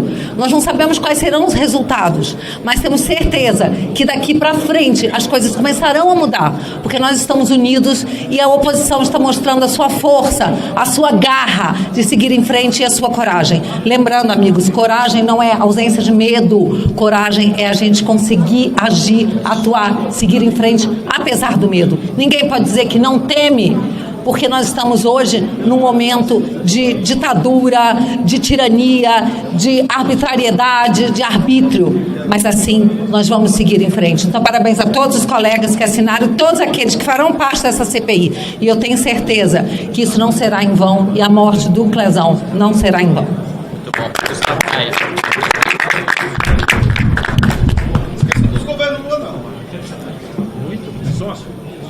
Infelizmente, foi necessária uma tragédia para que nós estivéssemos aqui hoje, tendo esse momento, que é um momento marcante, o início de uma CPI do abuso de autoridade, o que muitos acreditavam que nunca aconteceria, não porque não havia motivos o bastante, mas porque o abuso de autoridade já tinha chegado a tal nível, onde a maioria dos parlamentares já tinha medo de assinar esse requerimento. Medo de que, se ao assinar esse requerimento, eles seriam presos, a Polícia Federal invadiria suas casas, seus amigos seriam presos, ele teria sua vida destruída. Porque essa é a democracia que a gente vive agora.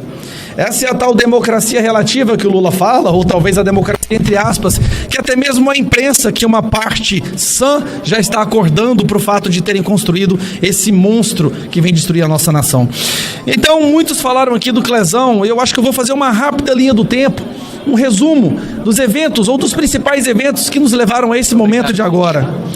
Inquéritos ilegais abertos de ofício para perseguir opositores políticos, que estão abertos há mais de 3 anos, mesmo com parecer relatório da Polícia Federal e da PGR, que esse inquérito deveria ser terminado, engavetado, arquivado. Inquérito esse onde a vítima é o investigador, a vítima é o julgador, é o delegado, é quem manda em tudo. Mais ou menos como acontecia na época medieval, quando não existia justiça. Nós temos aí prisões de pessoas inocentes acontecendo. Enquanto isso, traficantes estão sendo soltos. Para cada pessoa inocente que é presa hoje no Brasil, 10 traficantes, assassinos, são soltos. Essa é a justiça que a gente vive. Constantes ameaças e intimidações por parte da Suprema Corte contra parlamentares e também contra jornalistas, que nós sabemos que acontece. São pessoas que se acham a personificação da democracia, e é justamente esse tipo de pensamento que leva à ruptura da mesma. Quando uma pessoa ou uma instituição acha que ela é a democracia, pode ter certeza que ali a democracia não mais existe. Nós temos agora jornalistas sendo perseguidos. Um jornalista nos Estados Unidos com mandado de prisão. Qual crime? Ninguém sabe. Nem mesmo os advogados americanos conseguem entender qual crime essa pessoa cometeu. Mas teve sua empresa destruída, seu passaporte cassado, teve toda a sua vida destruída. Mas está lá nos Estados Unidos exilado. Que fique bem claro, nós temos hoje um brasileiro jornalista exilado em outro país por fazer o seu trabalho. Mais de um, como bem lembrou aqui o Marcel Van Hatten. Paulo Figueiredo com seu passaporte cassado, cancelado. Rodrigo Constantino com seu passaporte cancelado. Qual crime ele cometeu? Nenhum.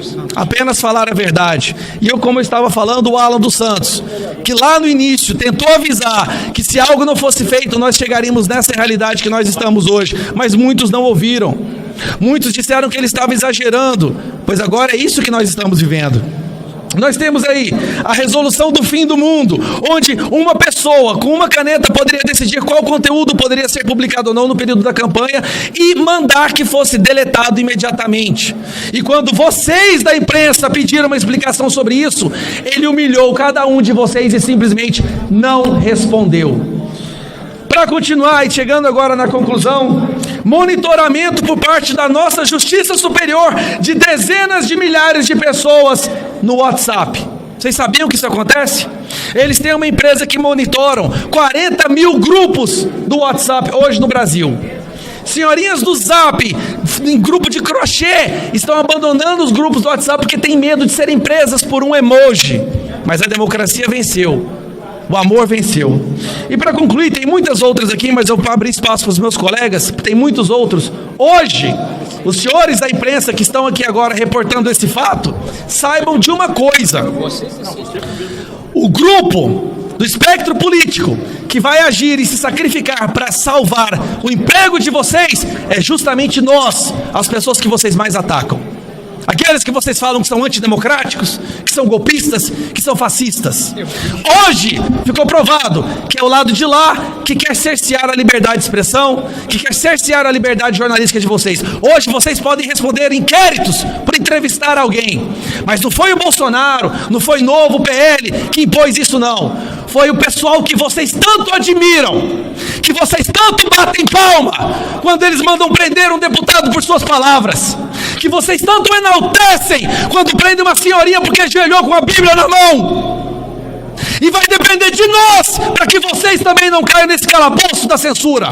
Mas podem ficar tranquilos, porque nós vamos agir, porque nós somos verdadeiramente democráticos. Nós vamos nos sacrificar para defender até quem nos odeia. Obrigado.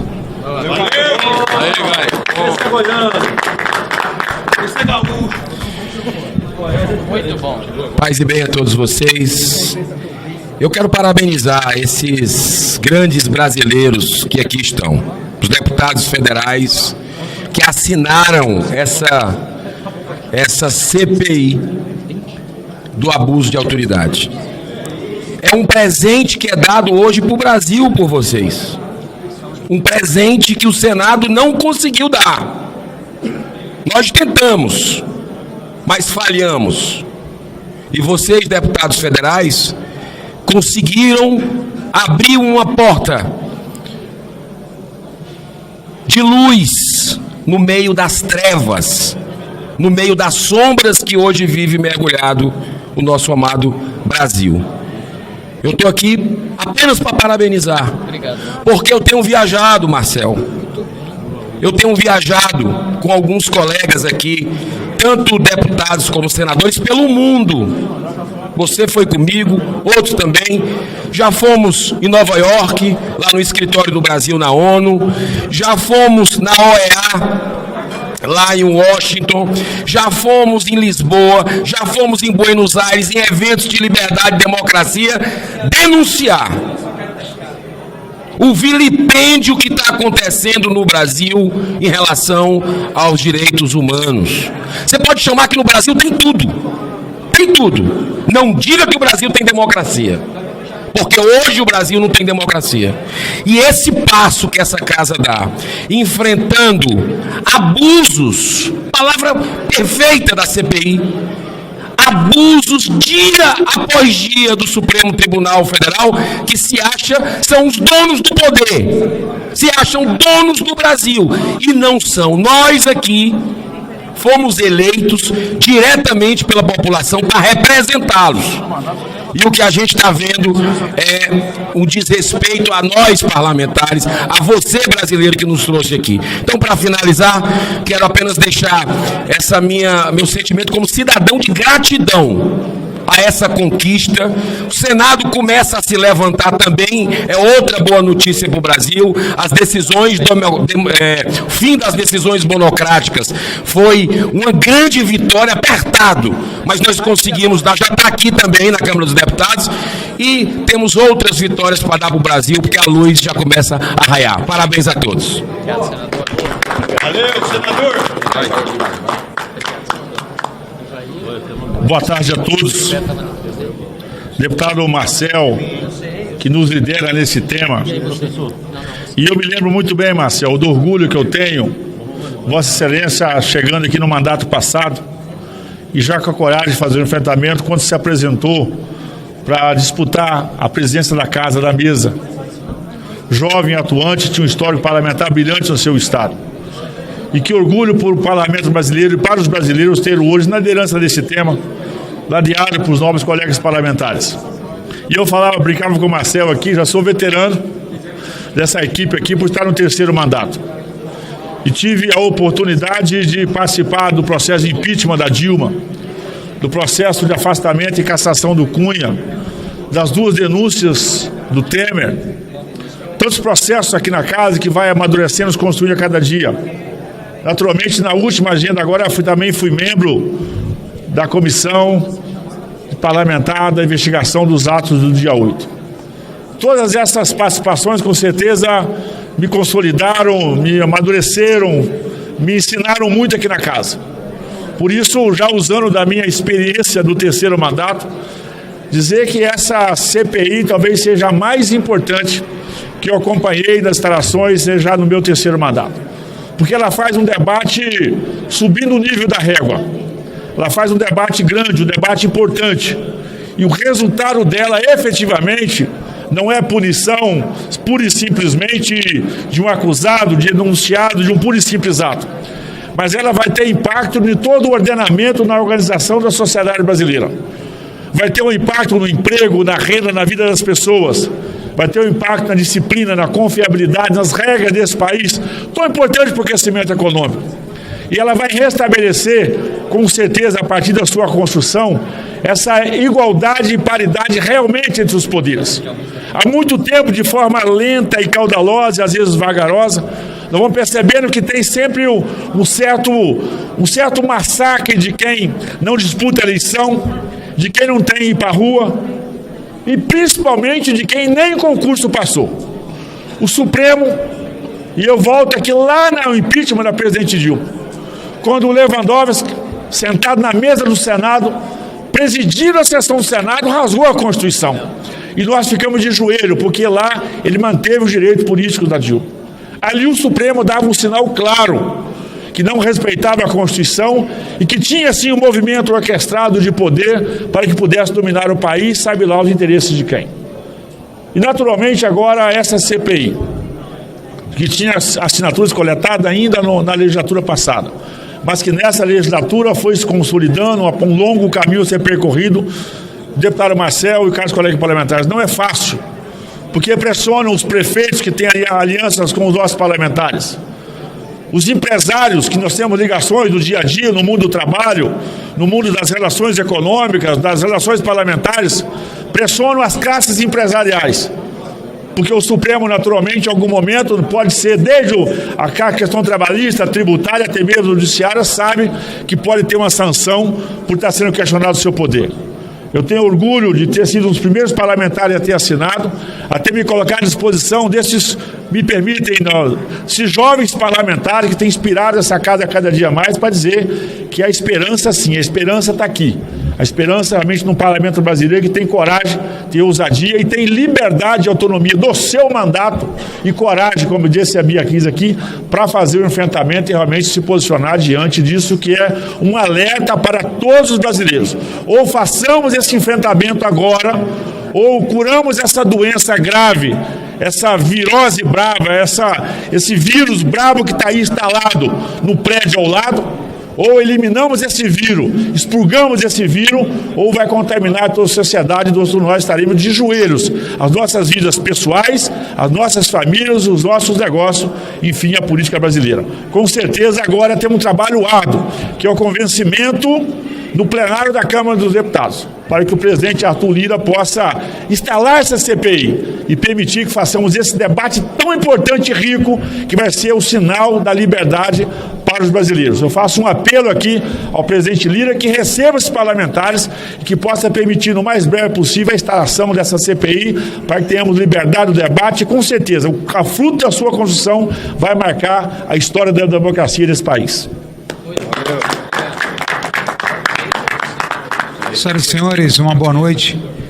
Enquanto senador de Santa Catarina, quero parabenizar a proposição e a coragem, acima de tudo, dos nossos deputados. Essa CPI, nós tentamos lá no passado, ainda não era senador, pelo Senado Federal, e infelizmente não andou, Marcel. E não andou, sabe por quê? Que nós temos um outro problema no Brasil, chamado foro privilegiado. Então hoje, se vocês vissem a votação da PEC 08, a vergonha que foi, ministros do Supremo Tribunal Federal ligando, mandando mensagens para parlamentares, constrangendo e até ameaçando, por uma questão que, acima de tudo, o parlamento, 594 deputados e senadores eleitos por 124 milhões de brasileiros, fazem uma lei, aprovam uma lei. O presidente da República sanciona a lei. E aí depois vem um ministro que não teve um voto, suspende. Faça uma pesquisa. O senador Iovisto Girão fez uma pesquisa de 2010, 2012 para cá, mais de 1.000 decisões monocráticas e algumas descansam nos escaninhos dentro do Supremo Tribunal Federal, causando torpor, problemas, o Brasil precisa andar. Então, a PEC 08 foi apenas um exemplo de abuso de autoridade dos nossos ministros.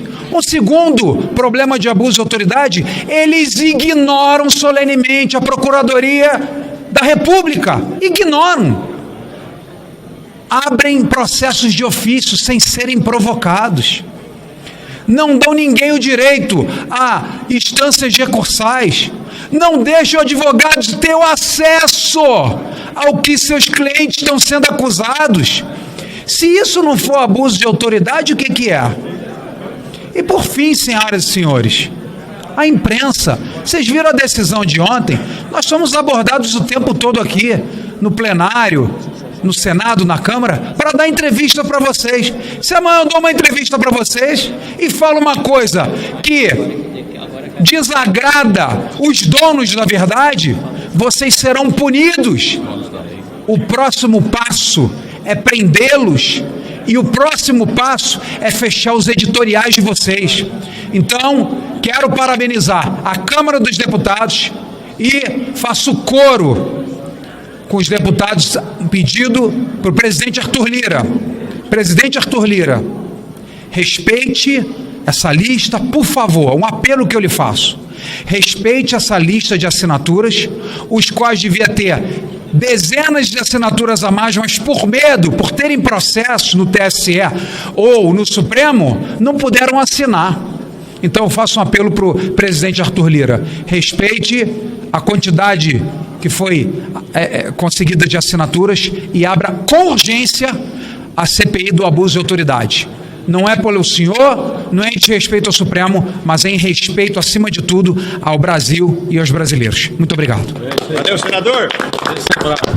Obrigado, senador. Quero agradecer a presença dos dois senadores aqui, senador Eduardo Girão, senador Jorge Seif. Quero agradecer penhoradamente em nome de todos os parlamentares e agradecer pelo que vocês já estão fazendo no Senado há muito tempo e, felizmente, outros senadores estão se juntando agora para impor os limites necessários ao STF, a outro poder, apenas para que ele se reequilibre dentro do jogo democrático, que é o que nós também queremos com essa CPI. Antes de passar a palavra ao sargento Faur, eu quero só dizer que, assim como fizemos no ano passado, também disponibilizaremos uma nova lista para deputados que não puderam apoiar a CPI até o protocolo. Nós decidimos protocolá-la com as 171 assinaturas no momento que as obtivéssemos, em virtude da urgência. Já recebemos ligações de mais parlamentares que gostariam de ter assinado e, portanto, apesar de não valer para o protocolo oficial, que isso fique claro, porque o que vale são as 171, a vontade política do deputado para levar ao seu eleitor é absolutamente legítima e, por isso, aqueles que ainda quiserem declarar o seu apoio à CPI terão à disposição um protocolo extra que depois pediremos que seja anexado ao documento principal. Deputado Sargento Faur. Esse é bravo. Vou falar uma frase só. Patriota Clériston foi assassinado pelo Estado brasileiro. Temos o dever de fazer justiça por isso. Em memória do patriota Clezão, CPI do abuso de autoridade do TSE e do STF já. Boa noite, Brasil. Boa noite, Paraná. Marcel Van Hatten, eu tenho fé. Eu dificilmente serei indicado pelo meu partido para compor os membros dessa CPI, mas eu acredito que eu estarei representado por deputados e deputadas de extrema direita que querem a verdade, e nós precisamos voltar lá atrás, começar com aquela decisão absurda do STF que impediu a nomeação do delegado Ramagem como diretor da Polícia Federal. Era prerrogativa do presidente Bolsonaro e ele vetou. E tempos depois nós vimos o amigo do Lula, Cristiano Zanin, ser nomeado como ministro do STF. Alguma coisa não está batendo. Eu fui denunciado juntamente com 180 e poucos deputados aqui na casa, na legislatura passada, porque assinei um procedimento, pasmem vocês, fui denunciado. Ou seja, quando nós aceitamos, quando o povo brasileiro aceitou lá atrás, o ministro Marco Aurélio, com aquela falácia, Marco Aurélio mesmo, aquele que soltou André do Rap, quando ele falou que o artigo 53 da Constituição, que diz que o deputado federal é inviolável pelas suas palavras, opiniões e votos, tem que estar intimamente ligado ao mandato, e ele começou a cortar nossas prerrogativas. O legislador escreveu: qualquer pessoa alfabetizada, qualquer pessoa que tem um mínimo de entendimento, até minhas netas pequenas sabem, o artigo 53 diz que os deputados federais são invioláveis pelas suas palavras, opiniões e votos. Então nós não temos e não podemos ter medo de nada aqui dentro do Congresso Nacional. Marcel, aquela lista de assinatura primeira da legislatura passada Eu fui um dos primeiros que assinei. E agora nessa outra, pode ver que entre as 20 e 30 primeiras assinaturas está o deputado federal Sargento Faur, porque eu estou aqui para legislar e para fazer a vontade do povo. E eu mando um recado para aqueles parlamentares, seja senador ou deputado: se você tiver medo de assinar alguma coisa, tiver medo da justiça, renuncia e dá lugar para alguém que tem vergonha na cara. Força e honra! Professor. É o brabo. Boa noite a todos. Falar que a palavra medo foi a palavra mais escutada durante a coleta dessas assinaturas, deputado Marcel. Medo. Medo de assinar uma CPI. Medo de falar. Medo de falar. Onde está a nossa democracia? Cadê a nossa democracia? Cadê o nosso direito, a nossa liberdade, Sargento Faur, que o senhor falou? O livre direito de falar nessa casa. E eu quero aqui parabenizar o deputado Marcel e o deputado Maurício Marcon, do Rio Grande do Sul também. Os dois gaúchos, que bravamente coletaram essas assinaturas e sem medo de botar a cara, sem medo de coletar as assinaturas, percorreram essa casa e conseguiram as 171 assinaturas. Hoje, deputado, nós estávamos juntos ali no plenário e vários parlamentares que eu liguei me disseram: Rodolfo, eu não vou assinar porque eu estou com medo de ser perseguido. E aqui, Marcel, eu quero dizer que muitas vezes eu sou perguntado nas ruas e pelo celular: o que nós estamos fazendo aqui na Câmara? O que os deputados estão fazendo em defesa da população brasileira, em defesa da liberdade e da democracia do Brasil? E aqui eu quero falar que tem 171 deputados corajosos que assinaram esse pedido de CPI. 171 deputados que não tem rabo preso nessa casa e nem na justiça, e que colocaram sua digital. E eu quero falar a todos cidadãos brasileiros: se não fosse essa oposição, se não fosse esse grupo de parlamentares, Sargento Gonçalves, se não fosse os deputados de oposição, delegado Caveira, esse Brasil já tinha virado um comunismo total e os direitos já tinham se acabado há muito tempo. Muito obrigado. Não vamos desistir do Brasil. Deus abençoe.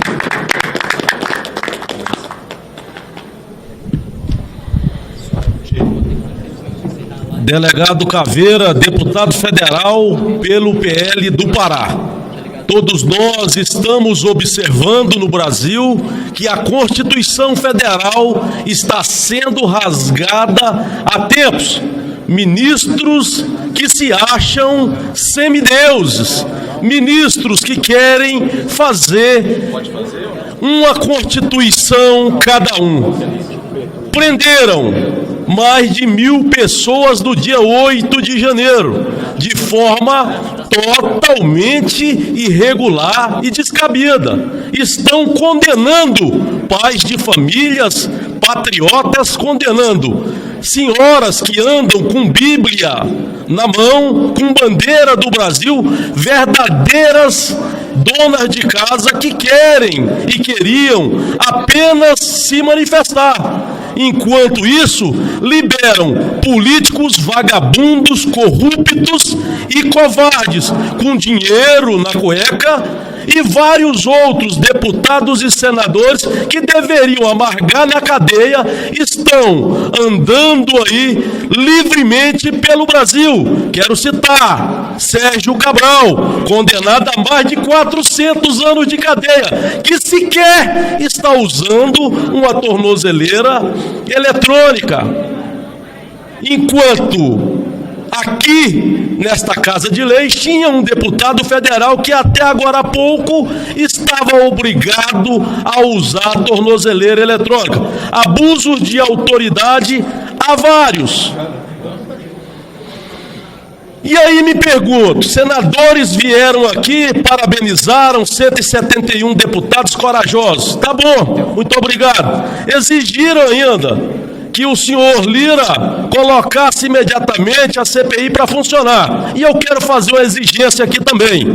Cadê o covarde do Pacheco, que está cheio de pedidos de impeachment de ministro que estão rasgando a Constituição e nada fazem? Senadores, respeito muito uma dúzia de vocês, mas o restante dos senadores que aí estão, inclusive a possibilidade de apoiar um ministro comunista para ser ministro do STF, está aí, à beira do abismo. O Brasil vai piorar e muito com esta decisão. O que é que está fazendo os senadores da República do Brasil? Temos uma dúzia lá que respeita, os demais que faça igual Sargento Faul disse: criem vergonha na cara, entreguem os seus cargos e dê local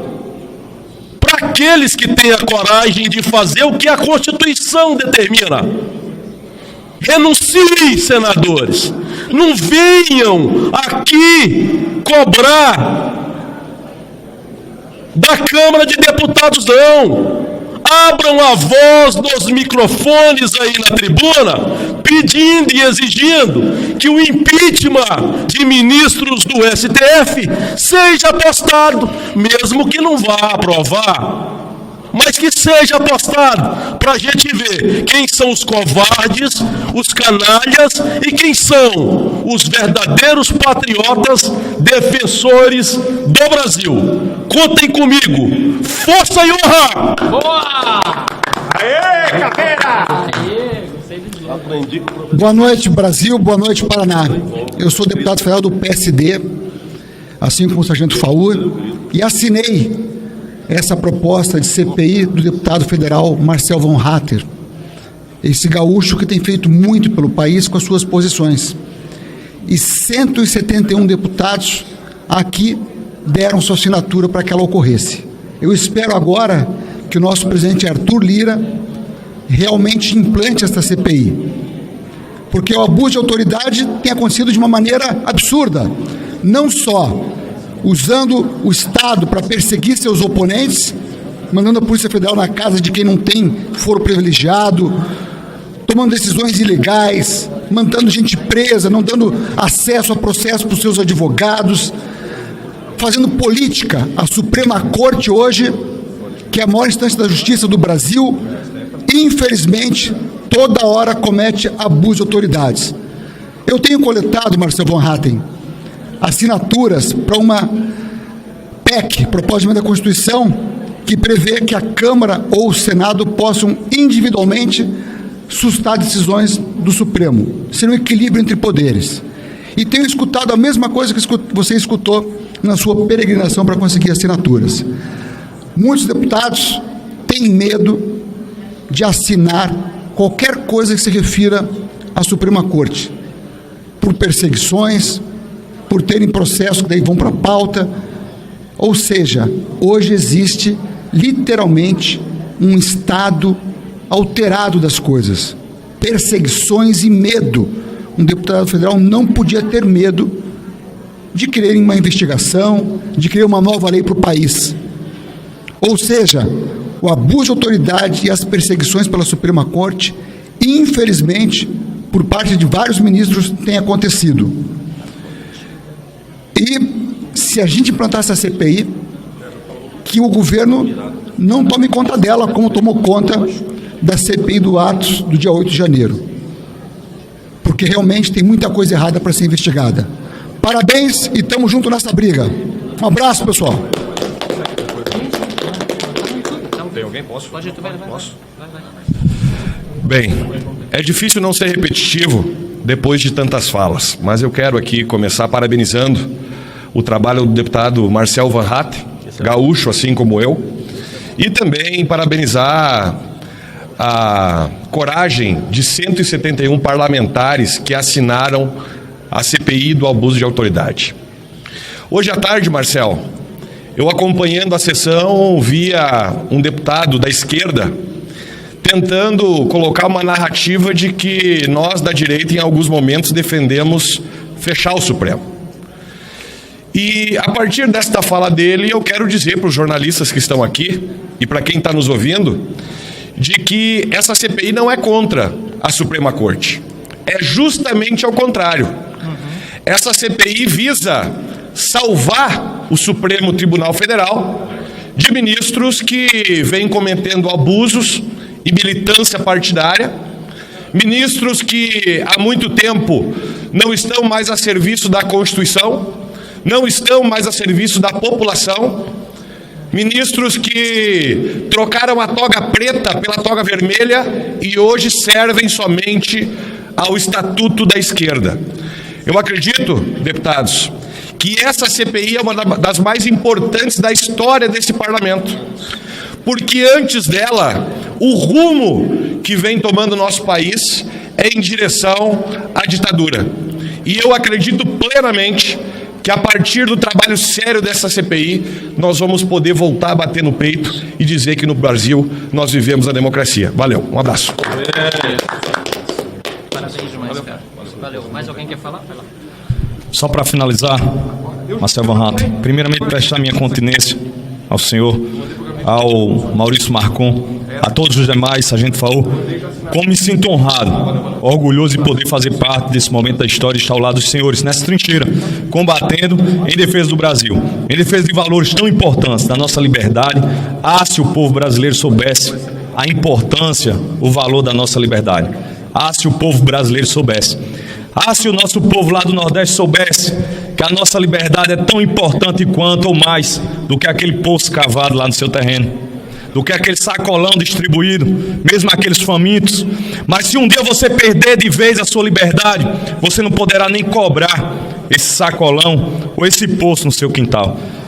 Como seria bom se todos os brasileiros soubessem a importância da nossa liberdade. A liberdade de falar, de poder expressar a nossa opinião, as nossas revoltas, as nossas indignações com aqueles que se acham dono do poder, dono do Brasil. Por isso me sinto muito honrado, Marcel Van Hatten. Sargento Faú.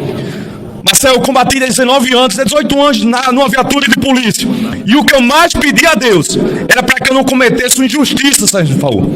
Que eu não cometesse uma injustiça quando estivesse na rua combatendo. Que eu não prendesse alguém injustamente. Que eu não tirasse a vida de alguém injustamente, Marcel. Olha que a atividade policial é complexa. É diante de toda, temos milésimos de segundo para tomar uma decisão. Mas eu pedi isso a Deus. E eu me pergunto hoje, como é que um juiz da Suprema Corte, em uma cadeira acolchoada, que vale muito dinheiro, em uma sala com ar refrigerado, com dias, meses, anos para poder julgar, comete tanta injustiça, Marcel. Inclusive de forma premeditada, planejada, de forma arbitrária. Mas, Marcel, eu costumo dizer que numa guerra não dá para a gente parar para chorar a perca de heróis de guerra. Heróis que tombaram. Infelizmente, na guerra nós perdemos soldados amigos, soldados irmãos que combatem ao nosso lado. É o do caso do Clériston, é o caso Daniel Silveira, que perdeu a liberdade, do Alan dos Santos, que está exilado em outro país. Mas eu tenho dito que nós temos que chorar e combater, e eu acho que é o que nós temos feito aqui. É mesmo diante de tanta dor, de tanto sofrimento, com tudo que nós temos enfrentado no nosso país, de ver cidadãos brasileiros, homens e mulheres de bem, sofrerem perseguição por parte desse poder. Mas precisamos combater. E por isso estou aqui, disposto a combater. E por isso, mais uma vez, a minha continência aos 171 parlamentares que assinaram essa CPI. A todos os outros que eu sei que ainda não assinaram, mas que estão dispostos a combater ao nosso lado. Essa luta tão árdua, que parece até injusta, mas eu tenho a plena convicção que somos maioria, porque eu tenho certeza que o Deus que eu sirvo é um Deus que está ao lado da justiça, da verdade e que defende a liberdade. Por isso tenho certeza que mais cedo ou mais tarde sairemos vitoriosos, porque a vitória virá do alto. Deus salve a nação brasileira. Minha continência, Marcel. Amém. Quero agradecer aqui, encerrando já os que estão comigo. Nós tivemos a participação de dezenas de parlamentares. O plenário está funcionando nesse momento, inclusive com votação nominal nesse exato instante, motivo porque muitos estão já nos afazeres do plenário. E quero, Sargento Faur, delegado Caveira, Marcelo Moraes, meu conterrâneo gaúcho, Rodolfo Nogueira também, Sargento Gonçalves, dizer que a audiência no YouTube da Câmara dos Deputados deste evento está 10 vezes maior do que a audiência do plenário da Câmara dos Deputados, para terem ideia do tanto que a população brasileira está valorizando esse momento. E por isso eu agradeço a todos que o acompanharam e agora ficamos na fase depois do protocolo da instalação da CPI. Vamos conversar com o presidente Arthur Lira, montar um grupo de parlamentares para encontrá-lo e pedir que instale o quanto antes para que possamos fazer o trabalho de investigação de todos os abusos de autoridade do STF e do TSE e fazer com que o reequilíbrio entre os poderes aconteça em defesa da democracia, do Estado de Direito e das nossas liberdades. Muito obrigado a todos, boa noite. Que bom que você ficou aqui até o final. Nossos vídeos vão ao ar de segunda a sexta às 19 horas. Compartilhe esse vídeo para que mais pessoas saibam o que está acontecendo em nosso país. Vejo você no próximo vídeo.